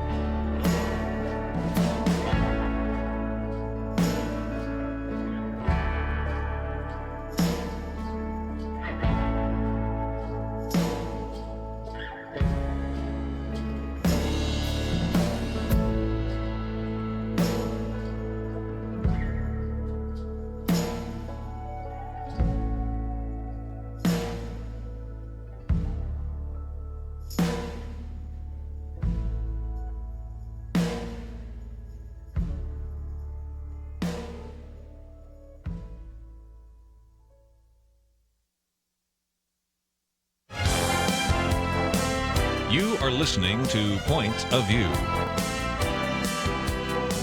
The opinions expressed on Point of View do not necessarily reflect the views of the management or staff of this station. And now, here again is Kerby Anderson. Weekend edition, and we have so many things to talk about. Penna Dexter, Kelly Shackelford, Jeremy Dys. And let me just mention that certainly one thing you probably have some questions about, so we're going to open up the phones in just a little bit, is to get your comments and questions about the wall. Is it worth shutting down the federal government, at least a quarter of the federal government, for $5.7 billion? And the argument that came before from the incoming or presumptive Speaker of the House, Nancy Pelosi, is that Donald Trump doesn't have the votes in the House even to get this done. Well, that was disproved when you had the measure, which included $5.7 billion for a border wall that was passed by the House of Representatives, 217 to 185. Now, I'll admit all 177 Democrats who voted against it, but nevertheless, it passed. Will now, of course, be in front of the Senate. Doubtful that the Senate will have the requisite two-thirds votes necessary, or at least be able to break cloture at 60 votes. So, again, I don't know. We'll see where this goes on that. But if nothing else, Penna Dexter, we have the possibility of a shutdown over $5.7 billion. That doesn't sound like a lot of money when you have a $1.5 trillion federal budget. It's not the money. It's the idea of it. And it's a philosophical discussion, and everybody has dug in their heels on it. I'm glad Trump has. He ran on it, so he could be excused for digging in his heels. He's now owning a shutdown and saying, I'm willing to take the bullet of a shutdown if that's what happens, because I'm going to stand for this. This is really his last opportunity to get a wall, because we've got a Democrat House. He won't get that after the end of this year. So I'm glad he's doing it. In the Senate, they've got to have 60 votes to get it, so they probably won't get it. So we'll likely have a shutdown. This is all about the how the American people react over time. This is going to be a bruising battle, because what's going to happen is the media, who hates Trump, is going to try to make him, the Grinch, and that he's shutting down the government and everybody's dying and all this. Of course, they won't mention that Schumer shut down the government for 3 days last time and everybody was fine. But there, that's what there's going to be a battle over that. And Trump is kind of going to say, this is what I promised people. These people elected me, and I made a promise that I was going to do this. And so the question is how that's going to play. If that ends up playing that the people of the country say, we want the wall, let's get this done and move on, I think you're going to see, the other side cave. But I just don't know how it is going to play. How are the American people going to react? But it's going to be a brutal PR war over the next, at least days, if not weeks, or however long this takes. It'll also be a tweet storm. Yes. Sometimes Trump can win the tweet storm battles. But he made this promise. Again, I wish what he would do is come out and say, look, I was elected on this. This is probably the number one issue, and I made a promise. And so, but they're telling me if I stick on this, then we're going to shut down the government. And so I just want to ask the American people, because I'm trying to be true to them. Do you want me to change my position and not do a border wall like I promised you I would do? If you want me to change, then okay, but I'm trying to follow your wishes. Let's do a poll and find out how many people think we should have border security and we should have a wall of some sort so that we can control our entry and exit to the country. And then he could kind of go around the media, because they're going to villainize him all they can now with the shutdown, assuming it occurs. Well, one way in which people have spoken already is we have this GoFundMe account, and it was put together by a triple amputee Iraq veteran, Brian Coolidge, and so far raised $11 million. Now, that's not the same as $5 billion, but if nothing else, people have not only voted with their voices, but also voted with their pocketbooks in a few cases. Well, if anybody's looking to get First Liberty Institute a Christmas present, we accept GoFundMe projects. And in fact, we'll just take them half the size of that one. That's perfectly acceptable, or double the size. And either one is fine with us as well. But yeah, look, I think this is an issue that the American people are just tired of talking about. Yes. on either side. Either build the wall or don't, fund the government or don't, but you've been hired to do a job, do the job.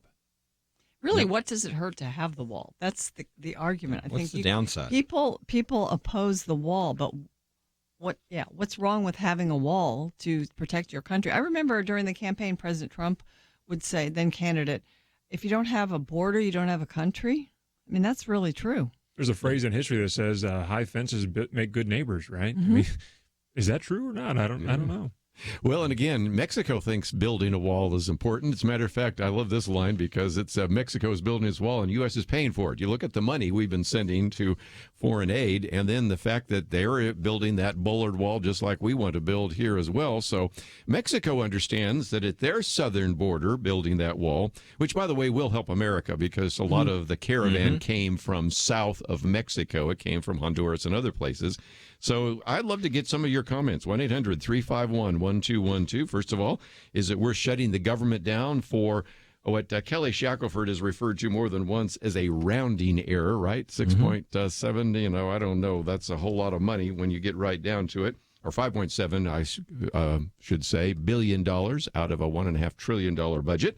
And then, of course, you have the $11 million. Got to get the numbers right here. That's in like 3 days, right? Yeah, that's just amazing what has happened here. And then, of course, Mexico's building its wall. A little bit later, we're going to get into this issue of criminal justice reform because that's another issue on the table and probably one of the best examples of bipartisanship. Yeah. And why can't we have bipartisanship on the wall? This doesn't make any sense, really. This is the Democrats don't want to do this for Trump because their base would go crazy. But he made a promise to build the wall. It's a very small amount of money out of the budget. I mean, they spend more than all kind. I mean, it's clearly not the amount of money. It's that they don't want him to do this because their base will be upset. I mean, it's like, what is the downside? What is the negative to this outside of your politics? It really doesn't make any sense. Give him the $5 billion for the wall and make a trade for something else.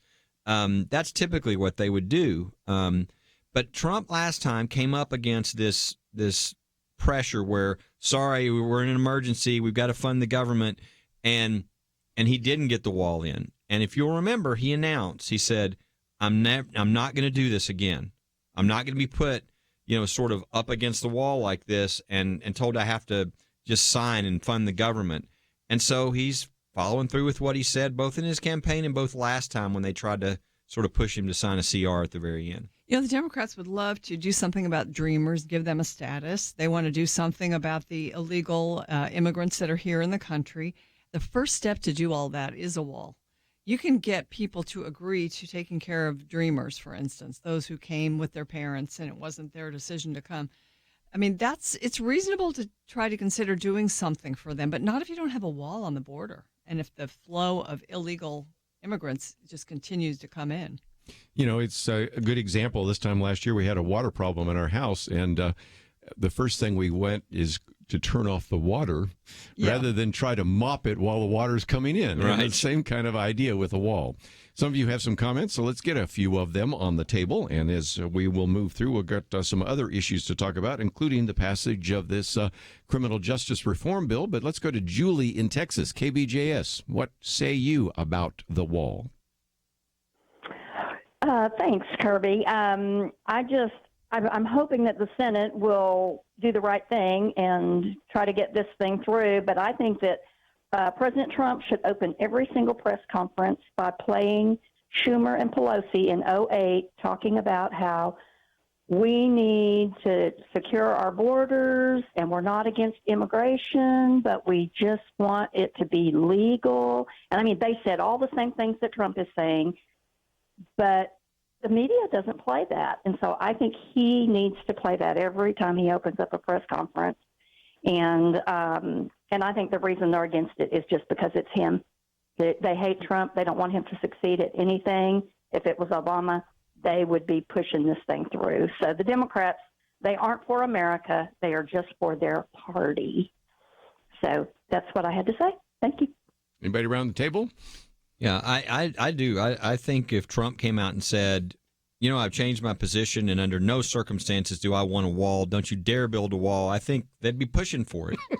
I mean, I really do. It's just Maybe bizarre. He should try it. Yeah, well, maybe we could shorten the debate by just removing anybody who lives in a gated community from the debate. That is a great line, too. Let's take a break, though. We have an opportunity to talk about a couple of other issues. And while we talk about one that is supposedly a deal breaker, we had the best example. I love how Cal Thomas says it may be the only bipartisan act during the remaining 2 years of President Donald Trump. The other day, the Senate voted 87-12 for the First Step Act. And then yesterday, the House voted 358-36 for one of the last examples, I fear, of bipartisanship on Capitol Hill. We'll talk about that right after this.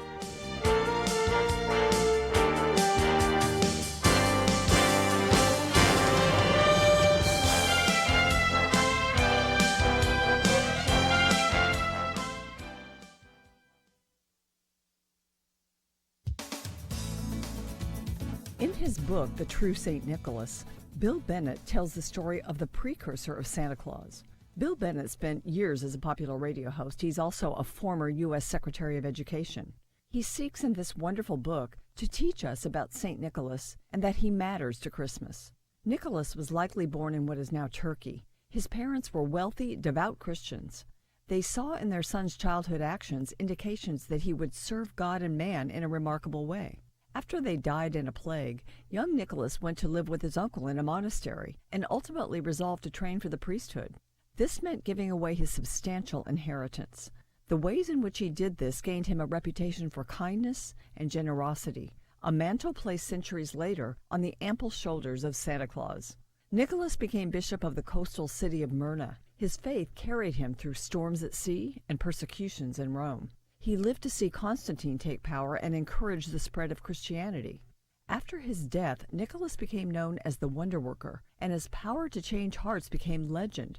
Stories have him battling pagan deities and demons, guiding and healing. He was known never to take credit, but always to point people to God and encourage trust in Him. The name St. Nicholas traveled far. Churches and basilicas were dedicated to him. Holidays were celebrated in his honor. Children were named after him. Protestant reformers opposed and tore at traditions and art that honored saints. By the end of the 16th century, Nicholas was banished from the religious life of Europe, but not from people's hearts. Dr. Bennett points out that he may have lost his place in churches, but he moved into people's homes. Commerce and literature turned St. Nicholas into our uniquely American gift giver, Santa Claus. It's worthwhile to tell his story. For Point of View, I'm Penna Dexter.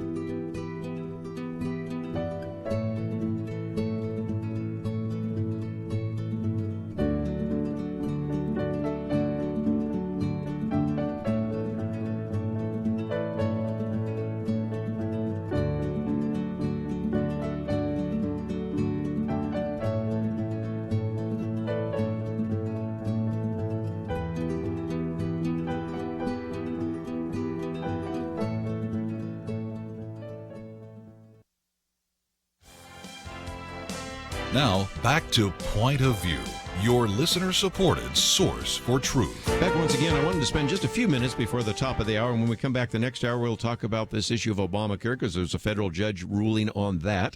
And also I want to come back to some of these religious liberty issues that we've talked about and a couple other topics. But let's focus on this, because we have been talking about this for some time. Rebecca Hagelin's been on this program, and Star Parker. We've had various individuals that have worked in the prison system, Warden Burl Cain, who was at Angola Prison there in Louisiana, and a number of others that have said that this First Step Act is really a good idea. We've posted this piece by Cal Thomas, who talks about some being, hard on crime, but now there's some that are saying, tough on crime isn't always the wisest way to go. And having the 3 strikes and you're out penalty mandatory life sentence for 25 years, even sentencing guidelines which were different for difference between crack and cocaine, were all important. So here is a good example of bipartisanship.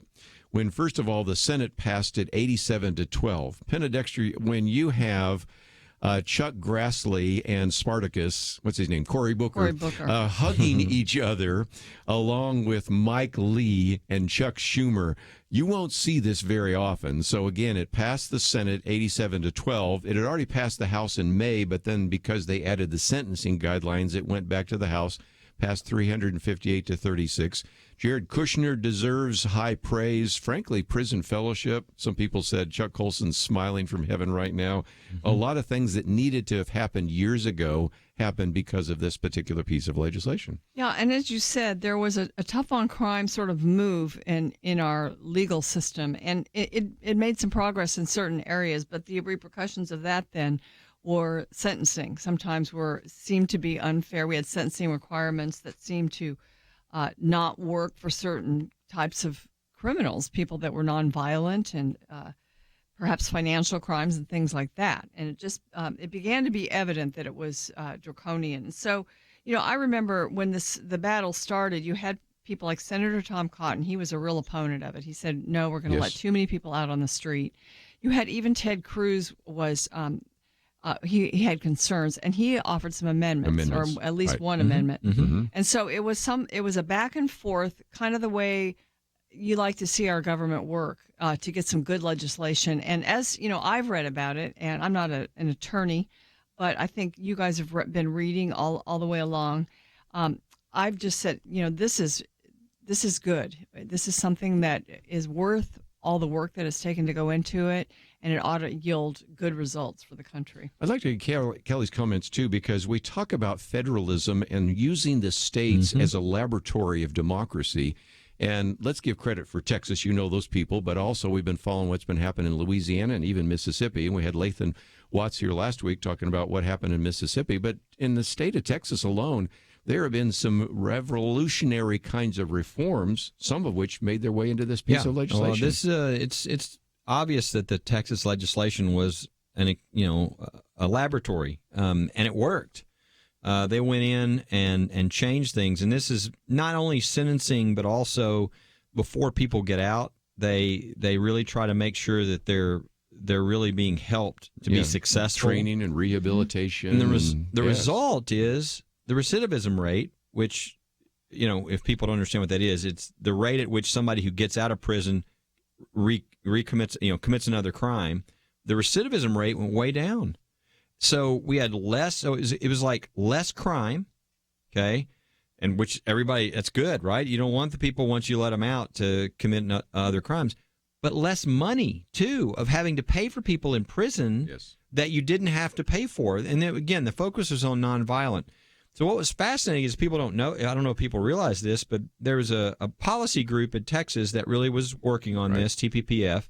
And their president, Brooke Rawlings, who I've known Brooke for years, is a very sharp lawyer. And they took her, and she's in the White House. I mean, she's up. This was her focus. I think somebody told me she's one of 10 reports directly to the president. And so this was her. She worked on this. So it is an example of something that worked in federalism, something that worked in the states, that they brought in the expertise and everything, and you've got a bipartisan piece of legislation that I think, if it goes like it's gone in the states, will result in less crime and less taxpayer money for people. It's a win for everybody. Yes. Well, again, the average is about $30,000 per prisoner, but some of it's as high as $60,000. And Kelly and Penna, you have, like I have, sent kids to college, and it would actually cost more to put somebody in prison in some of these states than to send them to Harvard or Yale. I think that's a good example of where we get some benefit out of not having, and it could be as many as 53,000 individuals, nonviolent individuals in the federal prisons. And Jeremy, what's your thoughts about that? That adds up quite quickly. I was looking at that number myself, that if you reduce it by 53,000 people and you add that number against the 30,000 or so dollars it takes every year to house those inmates, you're talking about some real real numbers at some point here as well. And not to mention the added benefit that it is also going to be having an impact upon the African American community, and a positive one. And I hope that it has a continued positive improvement within the African American community, since it seems likely that those are more impacted by especially the 3 strikes penalty that's for drug penalties that are out there, or drug felonies that are out there right now. So it's good, and we can go beyond just calling this the Christmas feel-good story of the year. It's good for us to see, after the Kavanaugh fiasco, the current shutdown looming issue, and all the other rancor that we've seen in recent years in politics, that, there really is a Santa Claus in the Senate. People can come together and talk and be polite with one another and achieve good results at times. The compassion side of this, Jeremy just brought it up, and you mentioned that Chuck Colson would be happy if you were here. Because when you think about it, they can under this, you can earn time credits toward earlier transfer to a different kind of facility, a halfway house. And so, that part of it is compassionate. Also, moving prisoners and making sure that they are in prison closer to their families. These are all things that help people when they come out to not then, it lowers recidivism, to not commit crimes again and end up back in the system again. So there's a whole compassion side of this that I think, the left would definitely not be able to turn their back on, even if they were trying to oppose Republicans on something. So, it's a feel-good law that passed, and I think it should do a lot of good in a lot of ways, not only for the country, but also for the society. And as Christians, we believe in restoration and rehabilitation, but we also believe in restitution. And, I've had some people sitting in that very chair where you're sitting in, Penna, that I find out as we're doing the interview that they actually spent a significant amount of time in jail. One individual that was actually jailed, I think, unfairly, and was very gracious. And I've also had, like I said, the warden of the Angola prison there in Louisiana. And they've got individuals graduating with Bible college degrees and seminary degrees. Now, graduating doesn't necessarily mean some of them get out, because 1 or 2 of those individuals are there for life because they've committed murder. But when you meet some of these people that come out, Tom Giovanetti and Rebecca Hagelin, some of them say, you meet these people, then find out later they've been in prison for years, and they're just productive members of society. Isn't that what the gospel's all about, right? Yeah, this is this is great. This is how the government's supposed to work. It's sad that we see very little of this. Even, Tom Cotton and those who, to the very end, were attacking, and they were trying to make it better, right? I mean, Tom Cotton's approach especially was, let's not have any unintended consequences where while you're trying to let out nonviolent people, you accidentally let out violent people. And so it's the way it's supposed to work. The legislation gets better with that kind of pushback. Well, again, that is, as you said, not just a feel-good story, but just a very positive action. When we come back, we'll get into a couple of other issues. We've got some lawyers around the table. Love to know a little bit more about where we're going on Obamacare, for example, and even where we're going in this whole issue of the border. We'll take a break. Come back with more right after this. The leader looked around the table, motioning to the older men. He said, "You're here to remind us how faithful God has been in the past. Now, you middle-aged guys, you keep us focused on what God is doing right now. Make sure we don't stop. And you younger guys, keep us looking forward. Imagine what God wants us to be doing in the years to come." There's a lot of wisdom there. We have to be thankful for the past, focused on the present, and mindful to plan for a great future. Many listeners have made bold moves to partner with Point of View Radio and accomplish great things for more than 45 years. But as we look around, we do see many positive things, and I think we can all admit there's a lot more to be done. It's time to think about your next bold move, what you can do to invest for our nation's future. Be thinking about that. If you have an answer now, don't wait. Visit pointofview.net and invest to help us enter 2019 strong. If you're not quite ready, please pray and get ready to make your next bold move. Pointofview.net and 800-347-5151. Point of View will continue after this.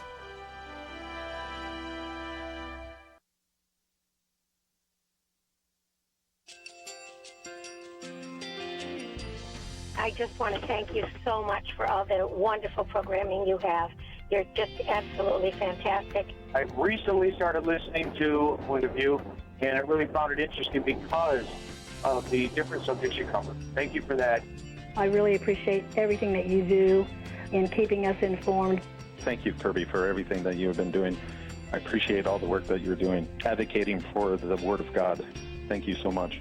Point of view, I think, is absolutely necessary because it's a Christian perspective, a biblical worldview perspective, and receive very current, up-to-date information about what is really going on, week to week in our culture, which is changing so rapidly, and yet it's morally sliding backwards. Yeah, I'm just, first of all, I thank you guys. Y'all's program is wonderful, and enjoy it every day. I learn so much every time I listen to it. Point of View Radio Talk Show.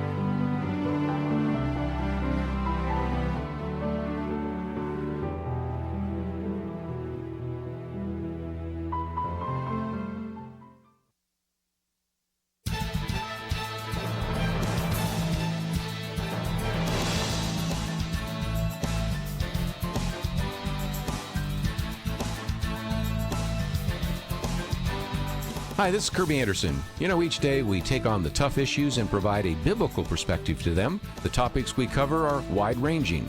Apologetics, theology, prophecy, creation and evolution, intelligent design, marriage, family, child-rearing, the millennial generation, trends in society, politics, economics, business, religious liberty, the Constitution, public policy, foreign policy, military policy, tensions in the Middle East, abortion, homosexuality, pornography, sexual ethics, media, technology, history, and America's godly heritage.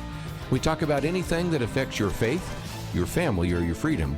So don't go anywhere, because Point of View continues right now.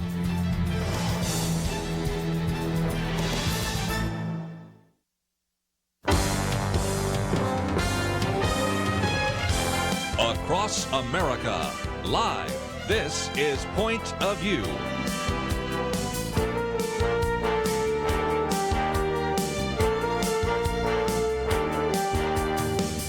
And now, Kerby Anderson. Weekend edition. If you'd like to join our conversation, 1-800-351-1212. Penna Dexter, Kelly Shackelford, Jeremy Dys. And Penna, you remember the days back not so long ago where December was so quiet that we would be doing nothing more than maybe talking about your commentary, which we'll get to a little later, about St. Nicholas.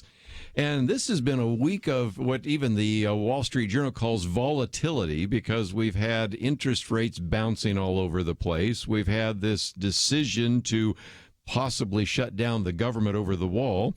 And then we had the Secretary of Defense, James Mad Dog Mattis, step down because of the announcement, I think in large part because Donald Trump is ready to take all of the American troops out of Syria. This, we always have something to talk about anymore with this president, don't we?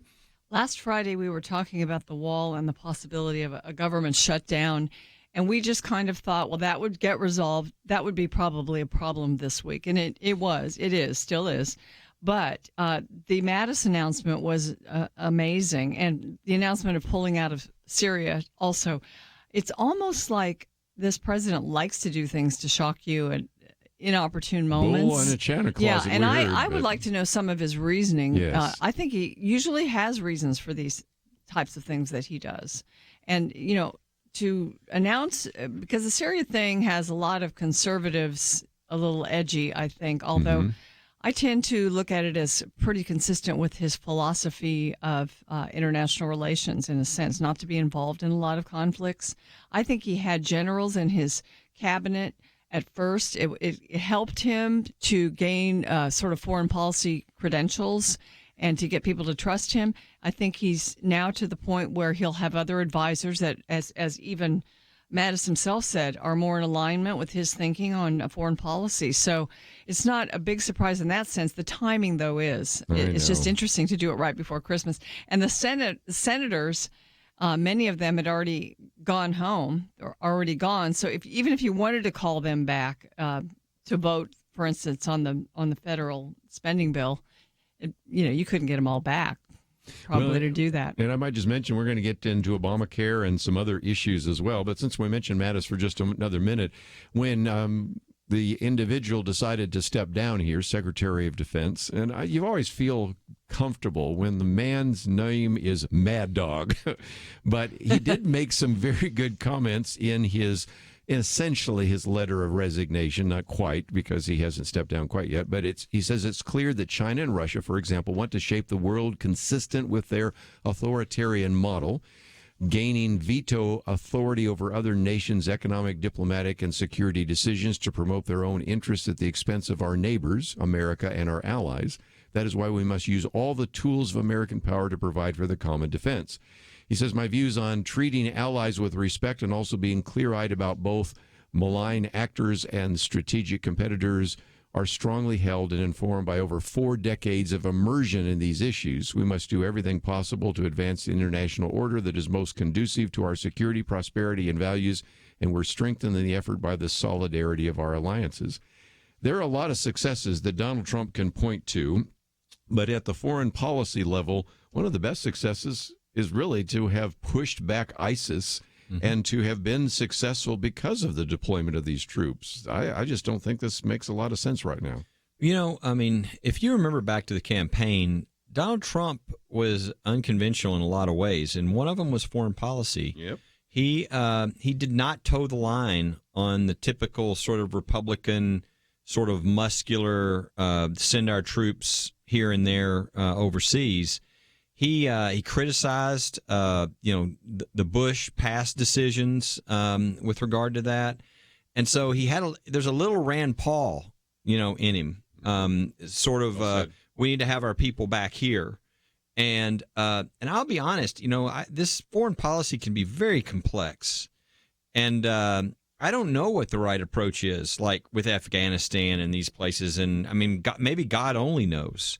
But if it's true that we can pull our people out of different places and not have any negative repercussions, it's great, right? I mean, so that we don't have to be involved in everything in a military way.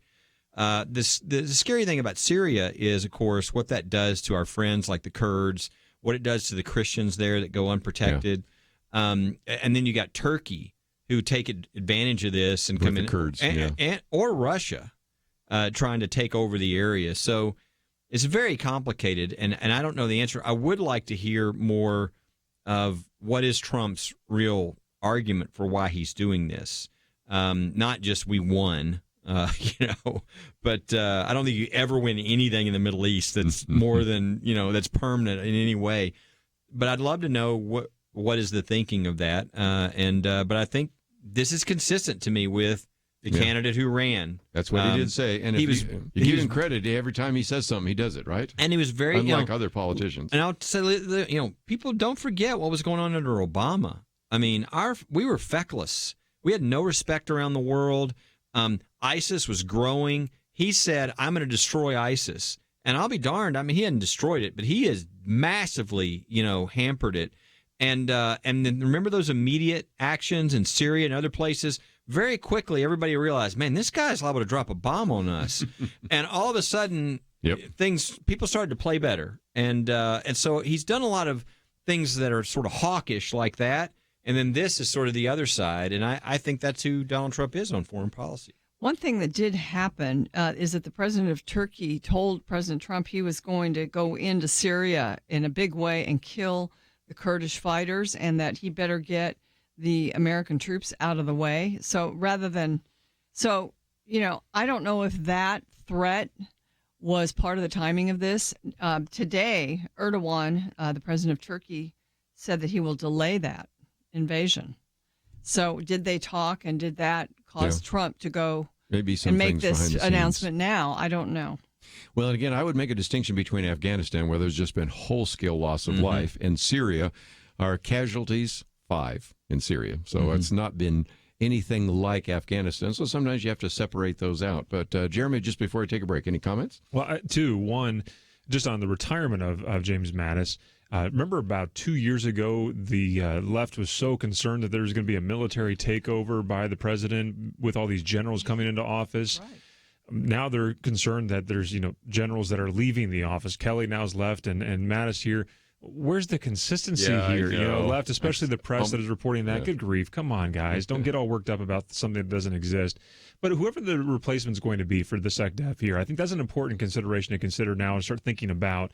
Because I know from our perspective at First Liberty, we've got several First Liberty or religious liberty cases involving the military, and some of which that just simply need to be put away. We've got Oscar Rodriguez, who is lifted by armed or by soldiers, by airmen of a base there, and BDUs carried out of the room.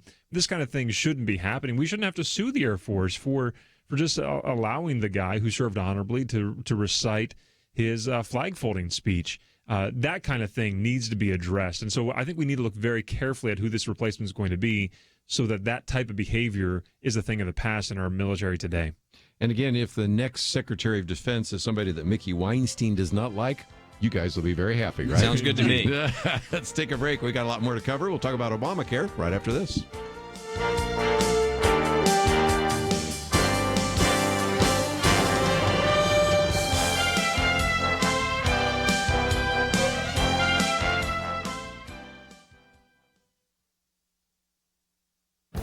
This is Viewpoints with Kerby Anderson. You know, during this Christmas week, I've taken the time to discuss the theology of some of the Christmas hymns and carols that we sing. Today, I'd like to talk about the First Noel. It is an English song dating back to the 16th century. Some people believe that the First Noel was French because of the French spelling of Noel, but it is actually an English song. The French word Noel does mean Christmas and is relevant to the lyrics of the song. The First Noel was published in 1833 when it appeared in the work Christmas Carols Ancient and Modern. The first line of the song suggests a December date for the birth of Christ. The first Noel, the angels did say, was to certain poor shepherds in the fields as they lay, in the fields where they lay keeping their sheep on a cold winter's night that was so deep.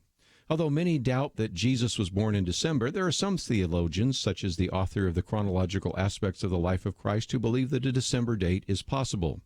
Whatever the case about the date of the birth of Jesus, the song continues, "Born is the King of Israel."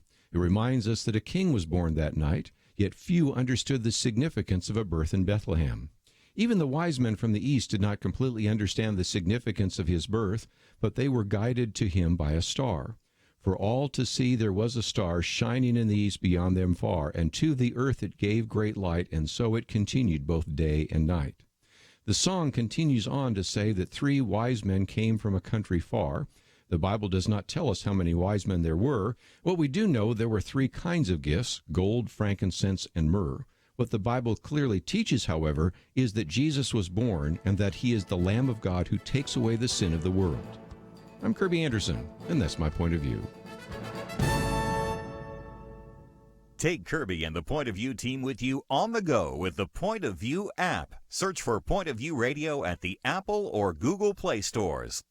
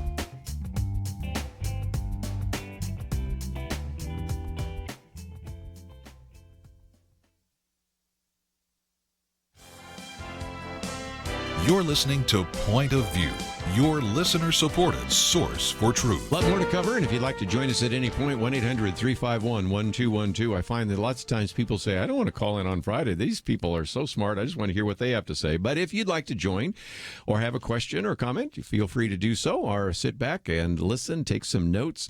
Notice some of you were watching online. I had one person say, I've heard you for years. It's the first time I saw what you guys look like. You don't look like what I expected. So that was kind of fun. Hope that's good. I have no idea. I could wear my ugly outfit that you guys have seen off screen here, but we're not going to ruin the cameras. Christmas sweater. Look, everybody in America can hear the outfit from where this is right now. Now, Penna has a very beautiful outfit, by the way, so that's all the more reason to watch. And a little bit later, she's going to hold up a Santa because we're going to talk about her St. Nicholas. But let's go to Obamacare.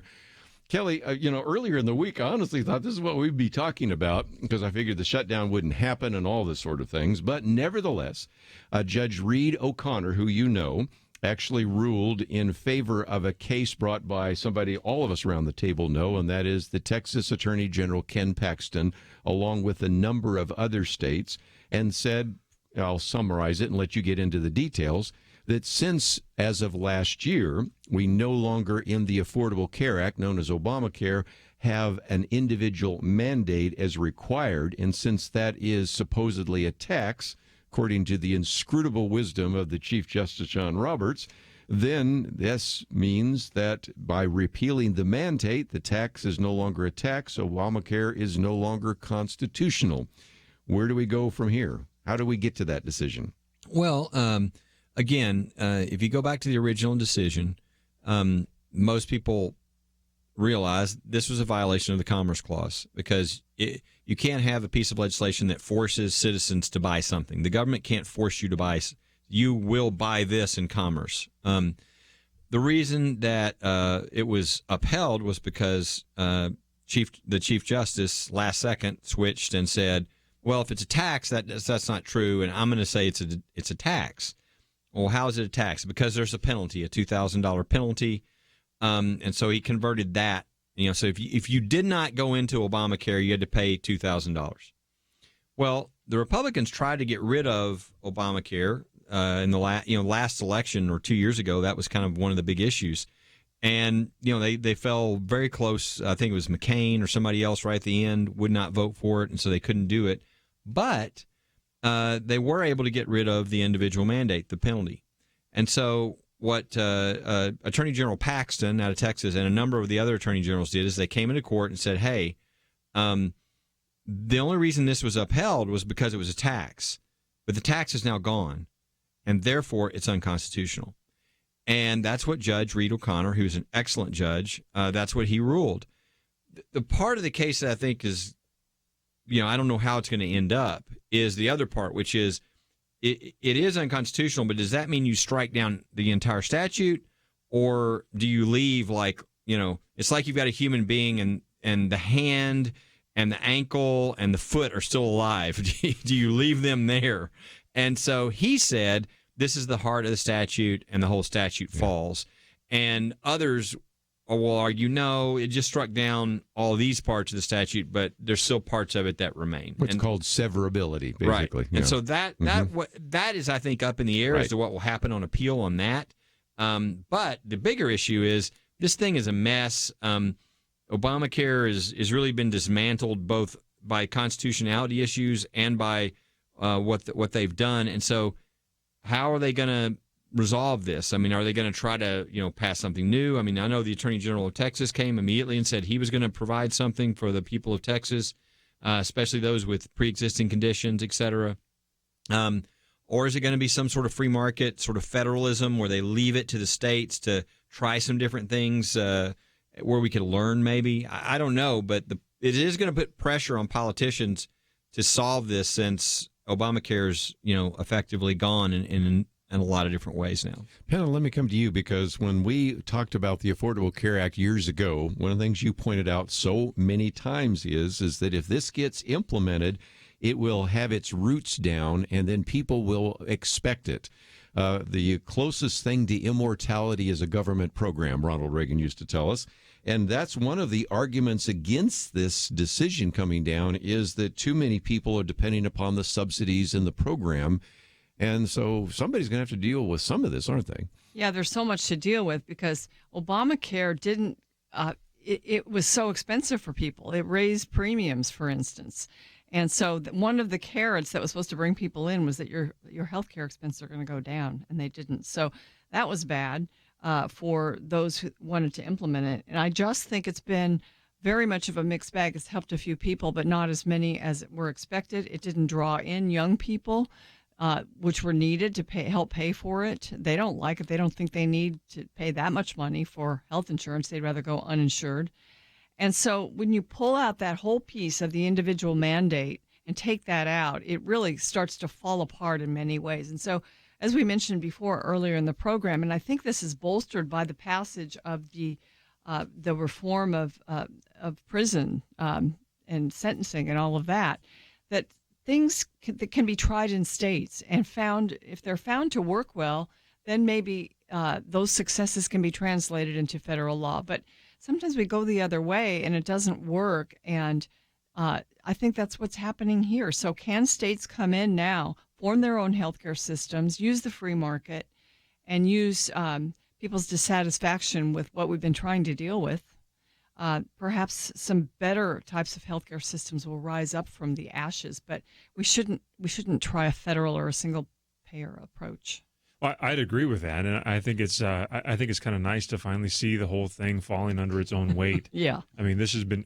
Who would have predicted that would happen? Oh, wait, we did, didn't we? That's interesting to see that it's all of a sudden not working. It's being rejected. People don't want to be using it. But beware the fact that it is dying also, because there are new people that are coming into the legislature, people like Ocasio-Cortez and others, who are saying, well, health care that we've had, Obamacare, is not good enough. We need to have Medicare for all. So there will be an immediate push to the left here to try to get single-payer systems and that sort of thing put into place at the federal level, because one thing that we can count on from progressives and liberals is that they will never learn from a loss. They will always make it worse, and they will always try to be even further to the left on things rather than go to the right. They don't tack back to the center. They will always tack to the left. So I think that's what's coming next. So the right sometimes plays into that by saying, we need to come up with a replacement for Obamacare. Right. And so they try to anticipate all kinds of things and to build another federal program. And so it's kind of scary to say, well, let's let the free market work. That's kind of scary, but really, it's worth a try. Let's take a phone call, and we'll go to Georgia on the Good News Network. Ben, I think you have been in the military. First of all, thank you for your service, but I think you had some comments about military health coverage. Love to hear your comments. Yes, sir. Thank you all. I appreciate your show. It's great information. I listen every day driving to and from work. I'm retired military, and I've never had to deal with the ACA or anything like that. But I know inside the military, when I had retired, it was all free as long as I was in. And after you retire, you have to pay. You have to go ahead and enter the market. But for all the years that I've been retired, it was a sole care. The company that we used was a specific company, and the rates were, good for me. But for military, I was used to free. So I was paying on an average $128 a month for myself, my wife, and family of 4 kids. Wow. But recently, this year is the first time that they have opened it up to an open market where they have I think 7 contracted companies, and you had a choice to pick a plan that was specific for your family. If somebody doesn't have kids, they don't have to worry about orthodontists. They could go ahead and get a plan from one company that offered a lower ceiling. But what it did do was across the board, the cost actually went down. Right now, what a concept! Competition lowers cost. Competition allows for choice. Yes. Yes, sir. Yes, sir. And I was able to pick what was good for me and not what was, one thing for everybody, which pretty much I have 3 kids that have to get braces. And with the plan that we were on previously, they would have only paid max $2,000 per child. Now I'm under a system that it pays for whatever I need. I just had to pay a little bit more to cover my kids' orthodontics. Good point. Well, we need to take a break, and when we come back, I think some others want to speak to that issue, but we've got a number of other things that we certainly want to put on the table. Of course, we talked about criminal justice. We've talked about Obamacare. Kelly, you pointed out here something. Americans will spend more in taxes this year than they will on food, clothing, and housing combined, and so that is one of those issues. Penna Dexter's commentary on St. Nicholas before it's through. It did want to kind of end on a note about Christmas, and certainly we'll do that. But we'll also take some phone calls as well. 1-800-351-1212. Also get an update on some of these religious liberty cases. All that coming up right after this.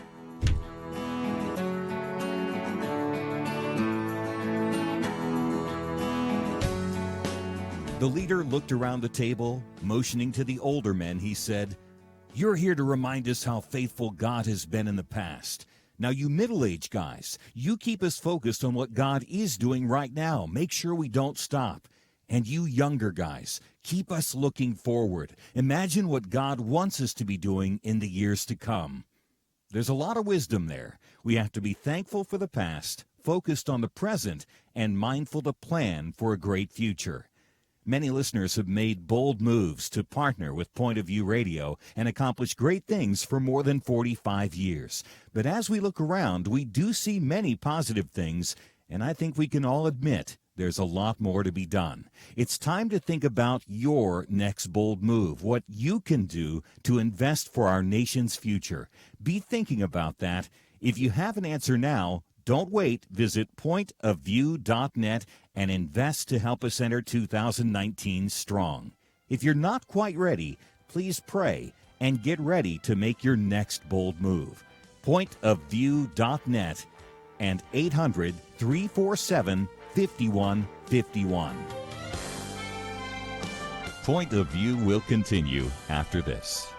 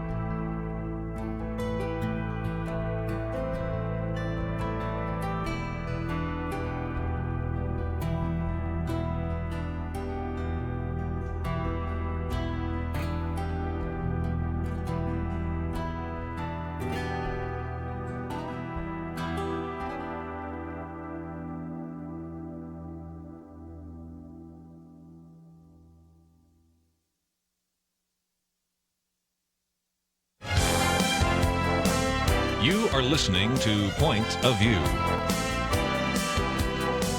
The opinions expressed on Point of View do not necessarily reflect the views of the management or staff of this station.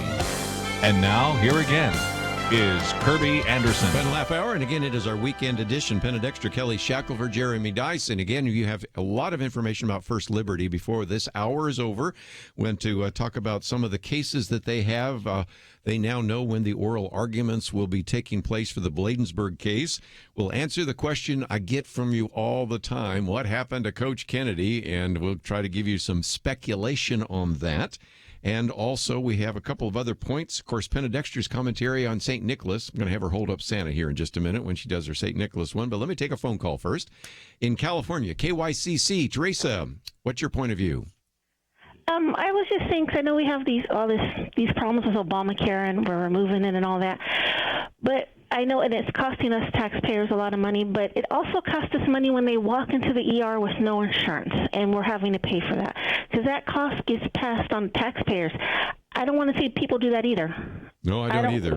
Whether they're here illegally or whether they're below the poverty line, there just has to be whatever it is. Yes. Yeah, that has to change because that's giving people free health care as well. Yes. I mean, if we're going to fix it, we need to completely fix it. Don't put all these mandates and stuff in place to where, and then someone turns around and walks into the ER and gets it for free, and I got to pay for it both ways. That's not okay. You know, the ER part of it, I think one thing that has happened in recent years is many of the freestanding urgent care type places, it's not just primary care anymore. There's a lot of them out there now, and you can, in fact, I know a lot of people who, they don't even care if they try to go to the doctor on Friday, if something's coming on, because they know they can go to these places. They're much easier. You can wait. They do a lot of things. Some do x-rays, blood tests, and things like that. So that has been to me, that's a free market sort of solution.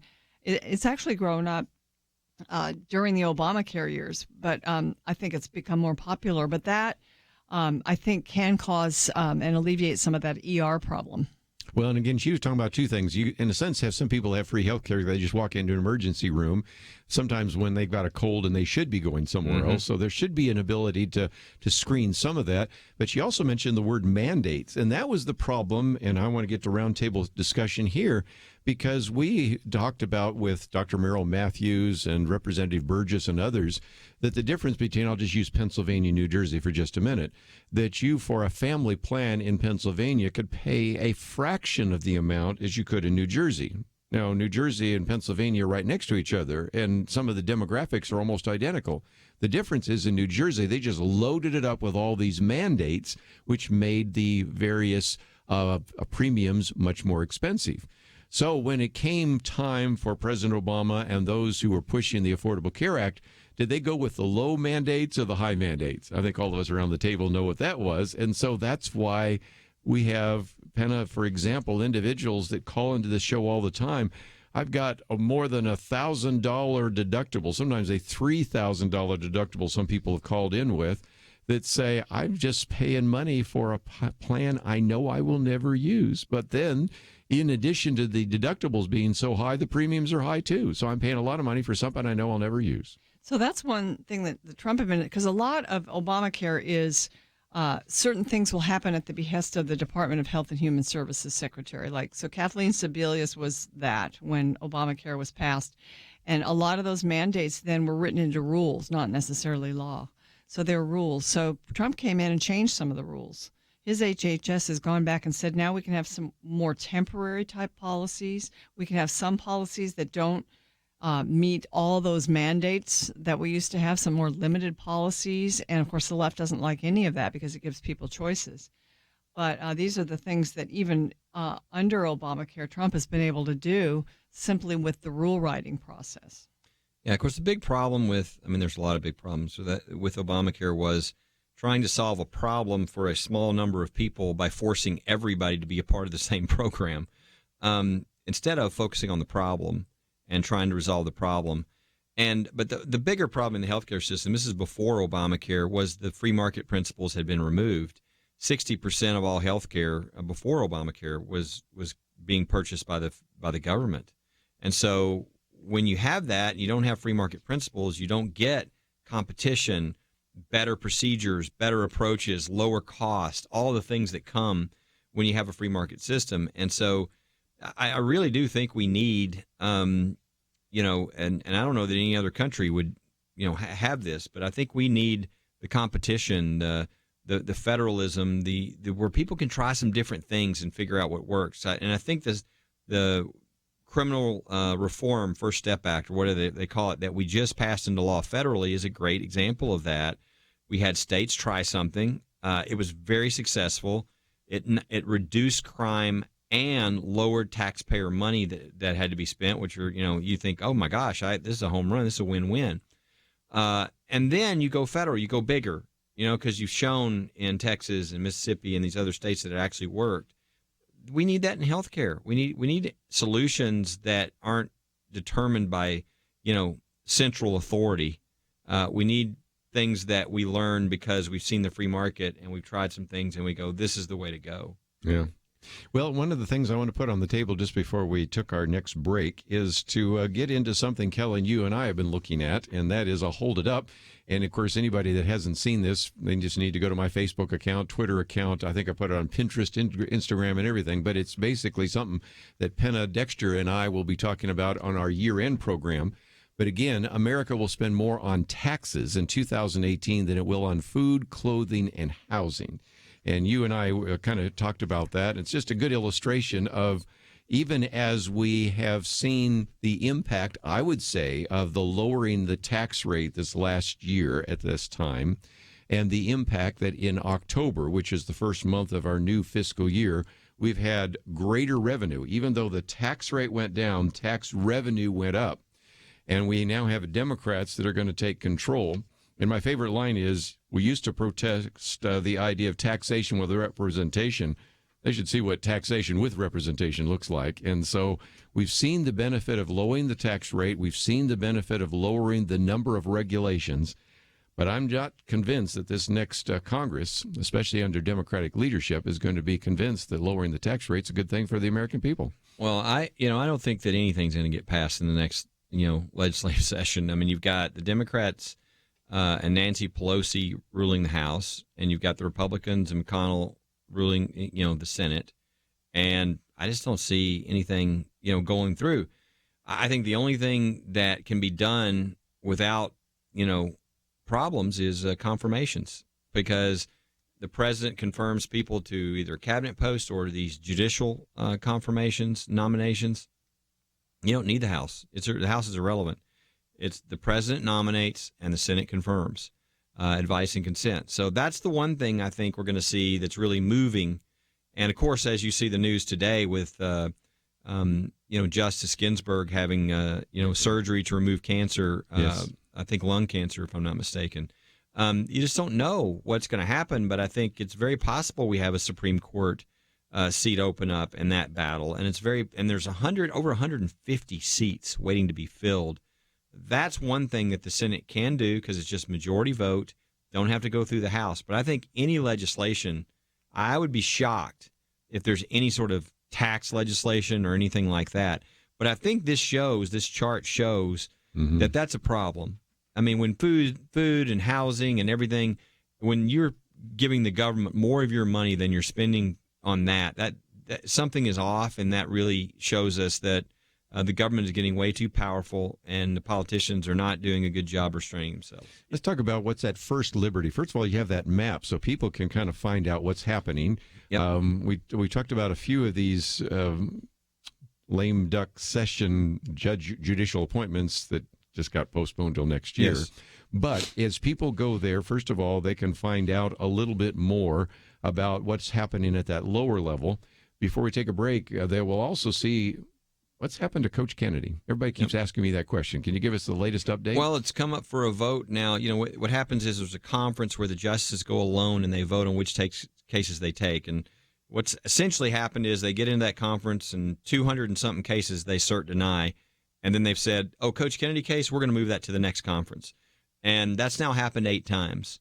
And so nobody knows what's happening. It's a much better sign than a cert denial, which, 99% of the cases are cert denied. So that is not what happened with Coach Kennedy. They are doing something, holding it for some reason, And it could be, we'll see, because they're waiting for the Bladensburg, the American Legion case, and how they decide that, because that's an Establishment Clause issue in there as well as Coach Kennedy. But I would just tell people, be praying for the Bladensburg case, the American Legion case, be praying for Coach Kennedy in his case. These are two really important cases, both sitting at the Supreme Court. And, Jeremy, you have a date now for when the oral arguments will be held? Yeah, it looks like on the docket now at the Supreme Court is February 27. So the end of February, the very end of February, we'll be at the Supreme Court of the United States making arguments to support a 93-year-old Veterans Memorial that someone says, I don't like it, and needs to come down. And I know what we're going to be doing on February 27th, don't you? And right now, if you're listening online, you'll hear Penna Dexter's commentary on St. Nicholas. We'll come back and get her comments about that right after this.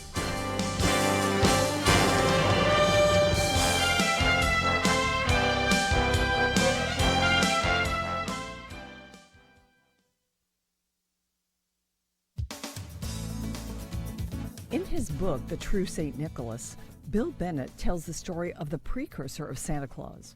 Bill Bennett spent years as a popular radio host. He's also a former U.S. Secretary of Education.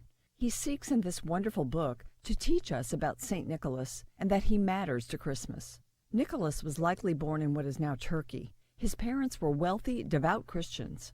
They saw in their son's childhood actions indications that he would serve God and man in a remarkable way. After they died in a plague, young Nicholas went to live with his uncle in a monastery and ultimately resolved to train for the priesthood. This meant giving away his substantial inheritance. The ways in which he did this gained him a reputation for kindness and generosity, a mantle placed centuries later on the ample shoulders of Santa Claus. Nicholas became bishop of the coastal city of Myrna. His faith carried him through storms at sea and persecutions in Rome.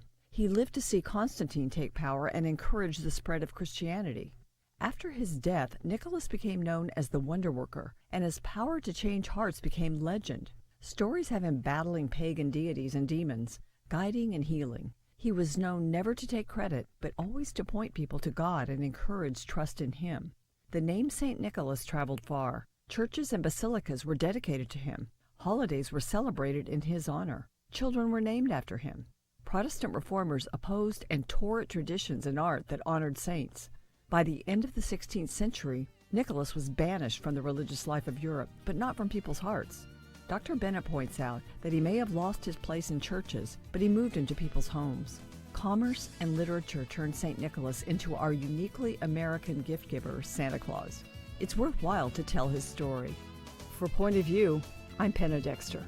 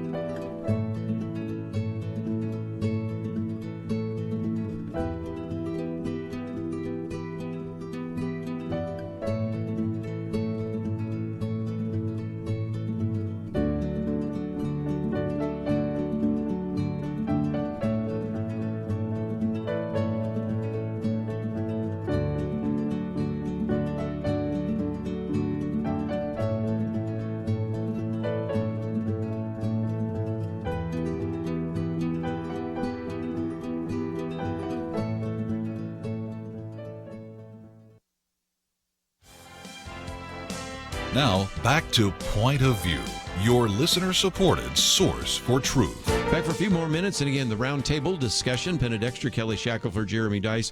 One question that was asked, a matter of fact, there were more questions we had a chance to get to, was, is this shutdown going to affect something like Social Security, Medicare, Medicaid? No, it will not. First of all, it's only about a quarter of the various cabinet offices, which would be like Department of Agriculture. So if it shuts down, that means that anybody in the Department of Agriculture, which is so large it would be larger as a bureaucracy than most of the major governments of the world. But it means those individuals will not be going into Washington, D.C. on Monday. When they eventually go back. Probably wouldn't anyway. It's Christmas Eve. Yeah, might not. So we'll see how much that will affects them. But nevertheless, that's just a real quick question. And as Kelly has pointed out before, and I try to mention, when you're in an administration that's trying to use the shutdown for your advantage, President Obama did that. He even closed down the parks, even cordoned off the World War II memorial in Washington, D.C.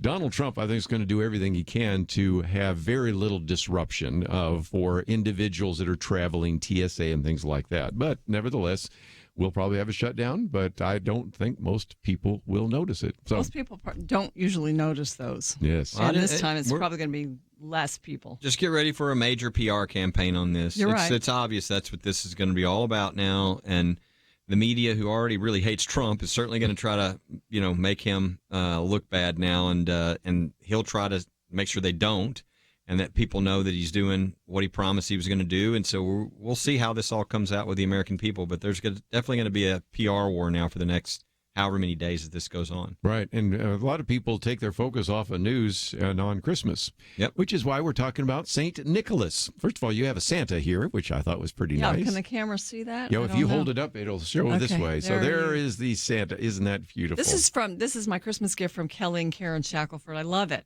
Love it. Yeah, the grandkids will love it. But there is a real St. Nicholas, and that's what you're talking about on your commentary. Yeah, the reason I even wanted to do this is because, when I was a young mom, a lot of my friends would say, you're lying to your kids when you have Santa Claus and when you do all of the trappings of Christmas. And I kind of bought into that for about a year, and then I made a turnabout. But St. Nicholas was a real person. This is where Santa Claus is sort of evolved from. And he, and I got a little book that Bill Bennett wrote that a few years ago that helped me. The True St. Nicholas. With the story. But he was born in what is now Turkey, and he had wealthy parents who were devout Christians. And they saw he was kind of a cool kid. He was really loving and compassionate. So they died in a plague, and he went to live with an uncle in a monastery. And he ended up training for the priesthood. And I took a vow of poverty. He gave away all of his inheritance, which was substantial. And the way in which he did it gained him a lot of love and fame. And so he was sainted. But he became the bishop. He was a bishop of the coastal city of Myrna. And again, he was known as a man of faith. Then Constantine took power, and Christianity became, the reigning religion. And the spread of Christianity took place. He died, and he was called the Wonder Worker, and he was legendary, really. Well, then the Protestant Reformation happened, and so St. Nicholas, he just wasn't held in the esteem that he had been, and so we kind of lost the story in a sense. But really, if you go back and read this, it kind of helps you to understand how we got Santa Claus, because it was actually just imported to the U.S. and also commercialized. So Santa Claus was commercialized, and I think even the company Coca-Cola helped that image. And so we have Santa Claus today. And so sometimes Santa Claus can be perhaps overemphasized in certain homes. I think Christians are very careful to place the birth of Christ and the real reason for the season front and center, but then, use Santa Claus for some fun sort of sidelights. We have placed a picture on the website with my commentary that is, I guess it's a kind of a reconstruction. Yeah, a reconstruction of what St. Nicholas might have looked like. But it's worth either reading Bill Bennett's book. It's very short, not very long, or studying this. I think William Federer also wrote a book about St. Nicholas, just to understand the origins of St. Nicholas. And also with all that, let me just say to everyone, Merry Christmas. For sure. Yes. And again, if you appreciate this, you can go to the website and get it right now. But if you sign up, there's a sign up there where you can get my commentary Monday through Friday, and Penna's comes on Saturday. So we I don't know about you guys, but we watch as a family every night a different Christmas movie, like way before Christmas up into Christmas. And everybody's got a different favorite, somebody Elf is like some people, or you name the crazy movie, Christmas Vacation, whatever. Mine has kind of always been A Christmas Carol, just because I think so creative by Dickens, number one, but what a great message. And I think a really powerful message that gets to the real purpose and what Christmas is trying to communicate. I mean, it's the ultimate gift, the ultimate sacrifice, the ultimate past, present, and future. And so it's a fun time to be with family and everything else. But I think we need to think about some things we can do, not only for others, but even our own family, to communicate truth in a way that's not boring. And so that's what I appreciate about Dickens and A Christmas Carol. Well, I have it on my computer so I can watch it anytime I want to. And let me just mention that Penna and I were talking off air about the fact usually December is kind of a calm time where we can cover some of this, but there are just so many things happening. So because we are running a tape on Monday, which we've already taped, I do the Messianic prophecies, all the prophecies coming up to the birth of Jesus, and then one on the deity of Christ. And then on Christmas Day, we do the history of all the Christmas carols. We go through every single one, some of which you've heard me do. And then we have the Christmas quiz, because one of the reasons I always love to do the Christmas quiz is sometimes we know a lot more about the traditions of men than we know about the Word of God. So those coming up both on Monday and Tuesday. Then we'll be back live on Wednesday. But guys, just before we're out of time, let's just talk about, again, what's available at First Liberty, because this is going to be really important over the next couple of weeks and next couple of months, culminating, first of all, in an oral arguments before the Supreme Court on Bladensburg. And I just still have to wonder whether or not you're going to have a second case, Coach Kennedy. So what's coming up? Yeah, I would encourage people, go to firstliberty.org. They can sign a petition to support the Bladensburg Veterans Memorial, the cross. I would encourage everybody to be in prayer. This is a case that Supreme Court cases, a lot of times 40, 50 years, they're still precedent affecting, religious freedom. And so really be focusing on this. Let other people know about it as well. But that's one thing. The other, you mentioned the judges. If they want to follow what's happening with the judges, firstliberty.org/nominees. That's the easiest way to find it. You can see who's been nominated, who's gotten through, etc. There are over 150 seats about to be filled, and we might have a Supreme Court seat. We might have all kinds of things. So I would be following that, and I would just say in that regard, we, just like Probe, I know with you, Kerby, and Point of View, literally about a third of our budget comes in the next end of the year, and maybe the week or so after for those who are trying to do their donation for next year.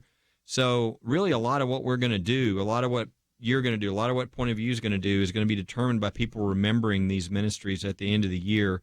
And all of us that I just mentioned, First Liberty, all of us are tax deductible, 501c3. But I would encourage people to think about that as they're at Christmas.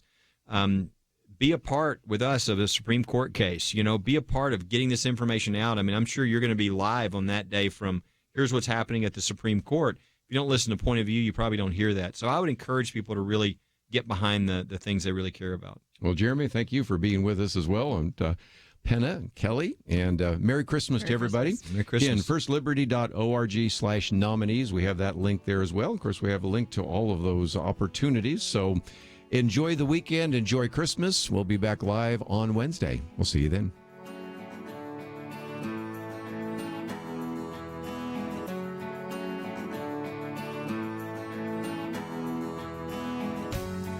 When the going gets tough, paralysis can be deadly. You look around, you see all kinds of challenges and problems. Our country is greatly divided, red versus blue. At moments like this, the future belongs to those who trust in God and don't just complain and fret, but do something to make a difference. That's the spirit that has sustained Point of View Radio for over 45 years. People who saw difficult problems but recognize this ministry as a tool to equip people to make the right, bold moves. You make possibility reality. And when you give now, a generous friend has promised to double your gift up to at least $50,000. Whatever you give becomes twice as much. But nothing times nothing is nothing, so give generously. Investing is fast and easy online at pointofview.net or by phone 800-347-5151. Don't let paralysis kill us. Make your next bold move now. Pointofview.net and 800-347-5151. Point of View is produced by Point of View Ministries.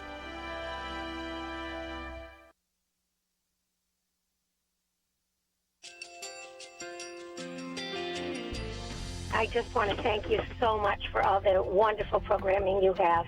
You're just absolutely fantastic. I recently started listening to Point of View, and I really found it interesting because